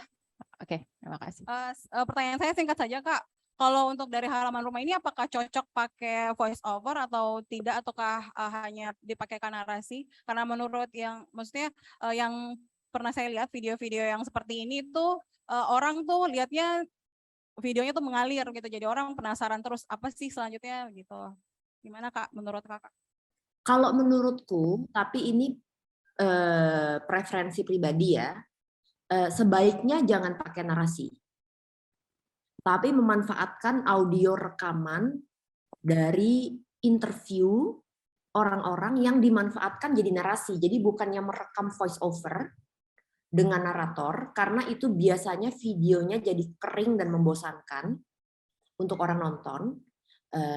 Tapi manfaatkan aja interview atau dialog keseharian mereka yang bisa dimasukkan menjadi pengantar apa yang sedang dilakukan. Nah, tapi kan kalian mau masuk ke festival ya.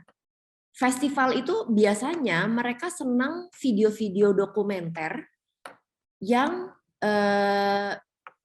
menampilkan keseharian. Kalau kita ngomongin festival internasional, mereka itu justru senang dengan rekaman-rekaman keseharian. Dengan ritual-ritual yang menurut kita pasti, ini kan biasa aja. Justru mereka senang karena bisa menampilkan kebudayaan secara otentik gitu. Saya pernah mungkin sharing aja sedikit, ada satu film panjang dokumenter saya yang saya edit selama bertahun-tahun karena kita mentok. Karena film itu benar-benar menampilkan keseharian sebuah keluarga di Sumba Barat yang bapaknya punya istri 12 gitu. Kemudian kita menampilkan keseharian mereka seperti apa. Nah, ketika kita mendapatkan konsultan editor dari Eropa, ternyata mereka malah seneng adegan-adegan seperti ibu-ibu ini masak, ibu-ibu ini cuci piring, bagaimana cara mereka cuci piring, bagaimana mereka bersantai, bagaimana mereka ngobrol soal kejadian sehari-hari yang bagi kita nggak ada intinya gitu. Itu ternyata mereka malah seneng. Karena bagi mereka itu menampilkan otentisitas dari kebudayaan sehari-hari orang-orang ini. Jadi jangan ragu-ragu untuk merekam keseharian bahkan yang menurut kalian membosankan. Karena kalau kalian mau masuk festival, daya tarik utamanya justru di situ. Jadi tidak memerlukan satu event untuk membuatnya menarik gitu. Itu sih dari pelajaran yang aku ambil dari editing film panjang dokumenterku yang terakhir. Dan terbukti sebelum kami konsultasi dengan editor-editor dari Eropa ini, kami membuat satu offline yang sangat berbeda, yang lebih informatif, Jadi bener-bener kayak cerita gitu. Tapi kami coba submit kemana-mana, nggak masuk. Setelah diedit, kami edit ulang dengan konsultasi ini dan memasukkan keseharian-keseharian yang menurut kami membosankan, tapi ternyata menurut mereka sangat menarik, kami berhasil dapat grant pasca produksi dari sebuah funding di Thailand. Gitu. Dan saat ini film ini sedang diproses di sana. Gitu. Jadi jangan ragu-ragu merekam keseharian baik yang menurut kalian, walaupun menurut kalian membosankan. Oke? Oke, ada pertanyaan lagi?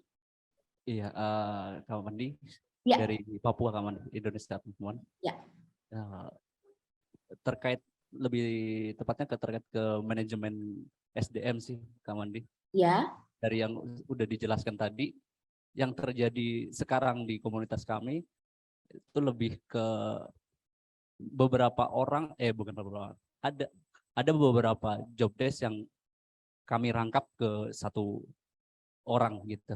Itu apakah menjadi sebuah permasalahan tersendiri atau baiknya seperti apa yang harusnya kami lakukan? Oke, yang dirangkap biasanya yang mana?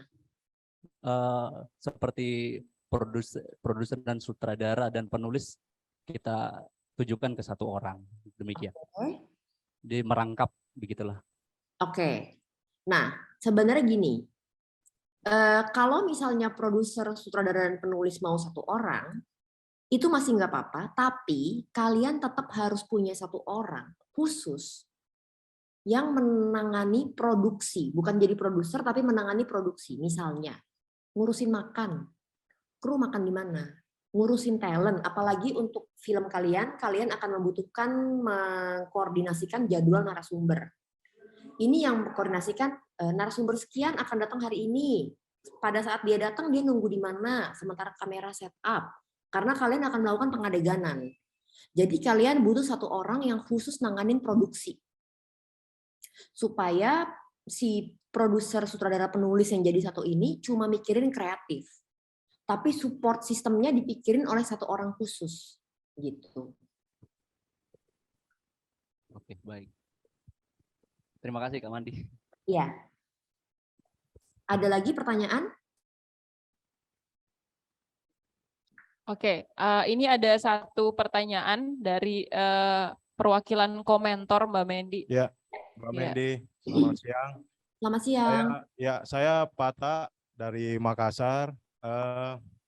Yang ingin saya tanyakan kemudian kira-kira masalah tentang, bukan masalah sih, yang penjelasan tadi Mbak, masalah impact.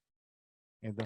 Kira-kira bisa di-share mungkin Mbak Mendy, setiap konten yang dibuat teman-teman itu apakah kemudian pertanggungjawabannya itu selalu harus ada impact terhadap karya yang dibuat. Terus yang kedua, kira-kira Mbak Mendy bisa share juga indikator apa yang kemudian membuat kami paham bahwa kami telah melakukan impact terhadap konten yang kami buat itu, kira-kira aktivitasnya seperti apa gitu. Walaupun saya sadar juga bahwasanya ya tidak mungkin lagi secara instan kita membuat perubahan seketika itu kepada masyarakat gitu. Mungkin seperti itu Mbak Men. Terima kasih. Iya, terima kasih pertanyaannya. Impact akan kita bicarakan setelah ini. Jadi saya jawab langsung sambil saya menjelaskan ya, nggak apa-apa ya.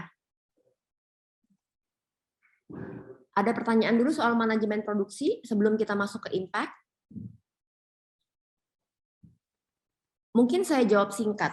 Jadi setelah kamu selesai menyelesaikan video kamu, bagaimana kamu tahu kalau manajemen kamu telah baik? Itu cuma ada 2 indikator. Yang pertama, filmnya selesai sesuai jadwal. Dan yang kedua, filmnya selesai sesuai budget. Tidak ada budget yang berlebih. Tidak ada budget yang kurang maksudnya. Kalau budgetnya masih ada sisa, kalau bagus. Tapi kalau budgetnya kurang, kalian harus nombok, kemudian waktu syutingnya panjang, itu berarti perencanaan manajemen kamu belum baik. Sebenarnya cuma 2 indikator itu saja. Oke, kita masuk ke sedikit tentang impact distribution. Tadi kita udah bicara soal apa yang ingin kalian capai melalui konten ini. Nah, apakah semua film harus punya impact? Tidak. Film itu punya impact sesuai dengan keinginan dari pembuatnya. Kalau pembuatnya ingin film ini punya impact, maka impact itu harus didesain. Tapi kalau pembuat filmnya cuma ingin film ini ditonton oleh orang sebanyak-banyaknya, tanpa perlu ada impact tertentu, maka tidak perlu membuat sebuah impact plan. Gunanya membuat impact plan itu apa? Pertama, kalau kalian ingin film ini membuat perubahan, maka impact plan itu akan membantu kalian mencapai perubahan tersebut.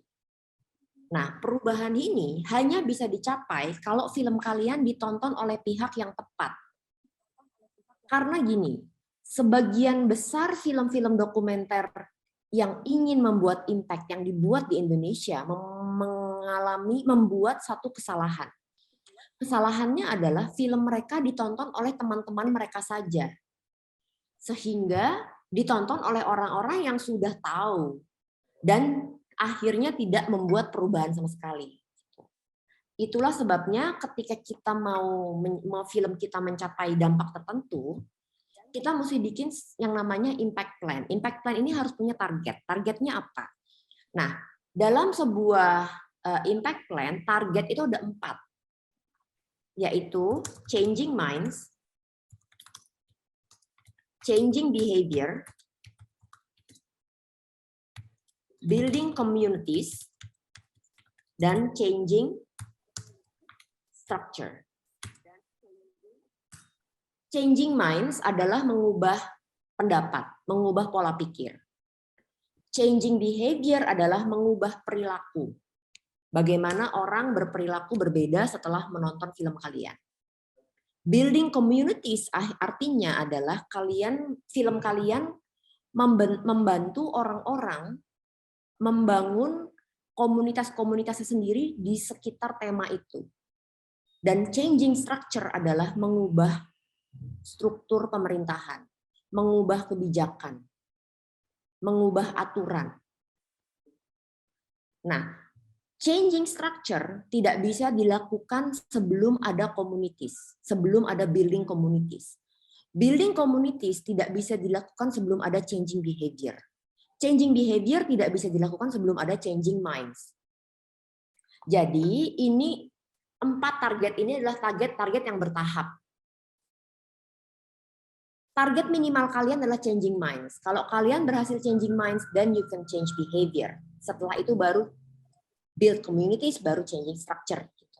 Jadi target ini perlu kalian terapkan dari awal, perlu kalian tentukan dari awal, kalian inginnya mengubah apa. Setelah kalian tahu, baru kalian bikin daftar. Untuk mencapai perubahan itu, apa saja yang harus terjadi? Ketika kita bikin apa saja yang harus terjadi, itu akan menentukan budget impact-nya berapa. Impact ini tidak murah, impact ini ada budgetnya juga. Pemutaran keliling memerlukan budget. Diskusi-diskusi dengan narasumber membutuhkan budget.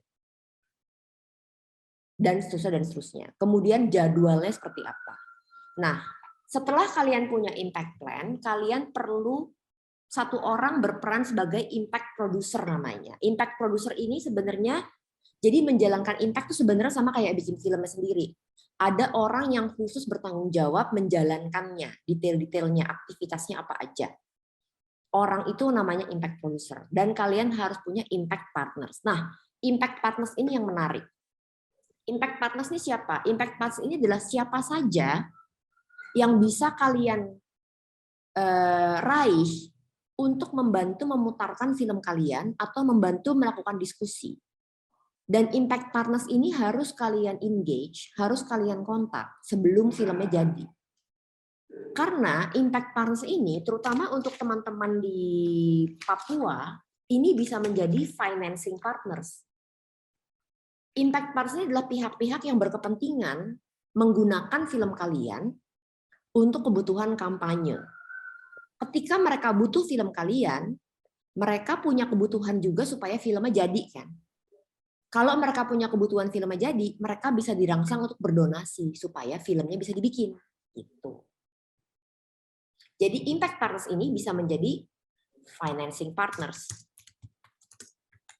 Terutama teman-teman di Papua ini bisa dilihat dan bisa dimanfaatkan, bisa mulai didata partner-partner mana yang paling mungkin mendukung film ini, yang bisa ngasih donasi juga, tapi juga setelah filmnya jadi bisa bantu mendistribusikan. Dengan membuat pemutaran keliling, dengan menyediakan narasumber, dan seterusnya, dan seterusnya. Gitu. Itu secara singkat tentang impact distribution. Kita nggak bisa berlama-lama karena waktunya udah habis, tapi ada pertanyaan dulu nggak soal impact distribution? Aku bisa share nanti format impact plan seperti apa, nanti aku bisa share. Supaya kalian punya bayangan.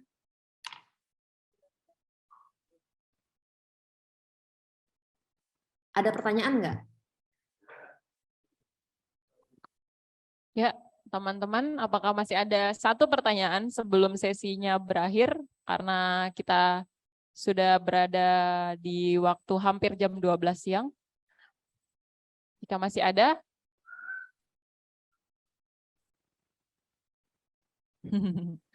Oke, jika tidak ada, mungkin nanti kita akan menunggu menunggu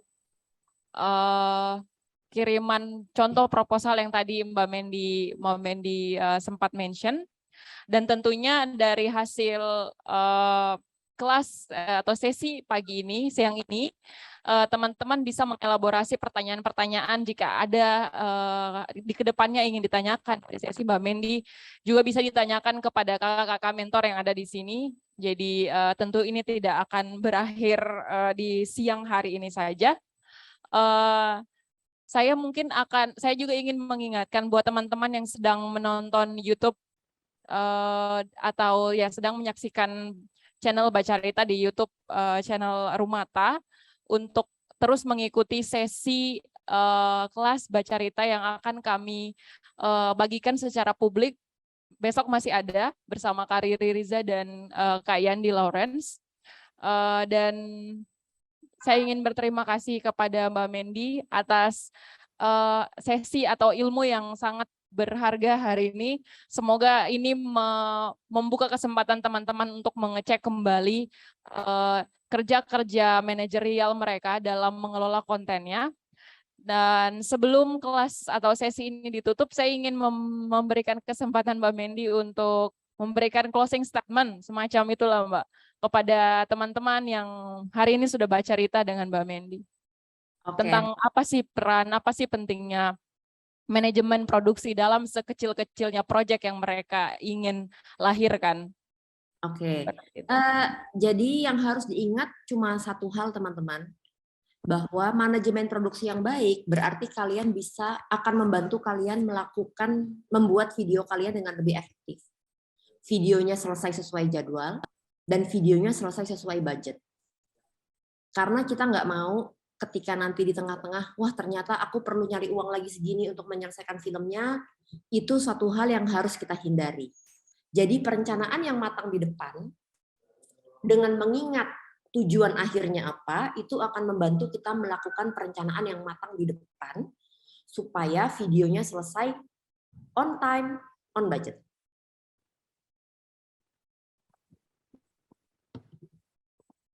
Oke, terima kasih Mbak Mendy, boleh kita berikan tepuk tangannya. Terima kasih, teman-teman semangat ya. Ya Mbak. Semangat bikinnya. Oke, dan terima kasih banyak Mbak Mendy, sampai jumpa. Kita boleh say bye. Semoga bisa bertemu dengan kawan-kawan Bacarita minimal dengan karya mereka setelah sesi ini. Tunggu karya-karya. Terima kasih Mbak Mendy, selamat siang. Siang. Yes.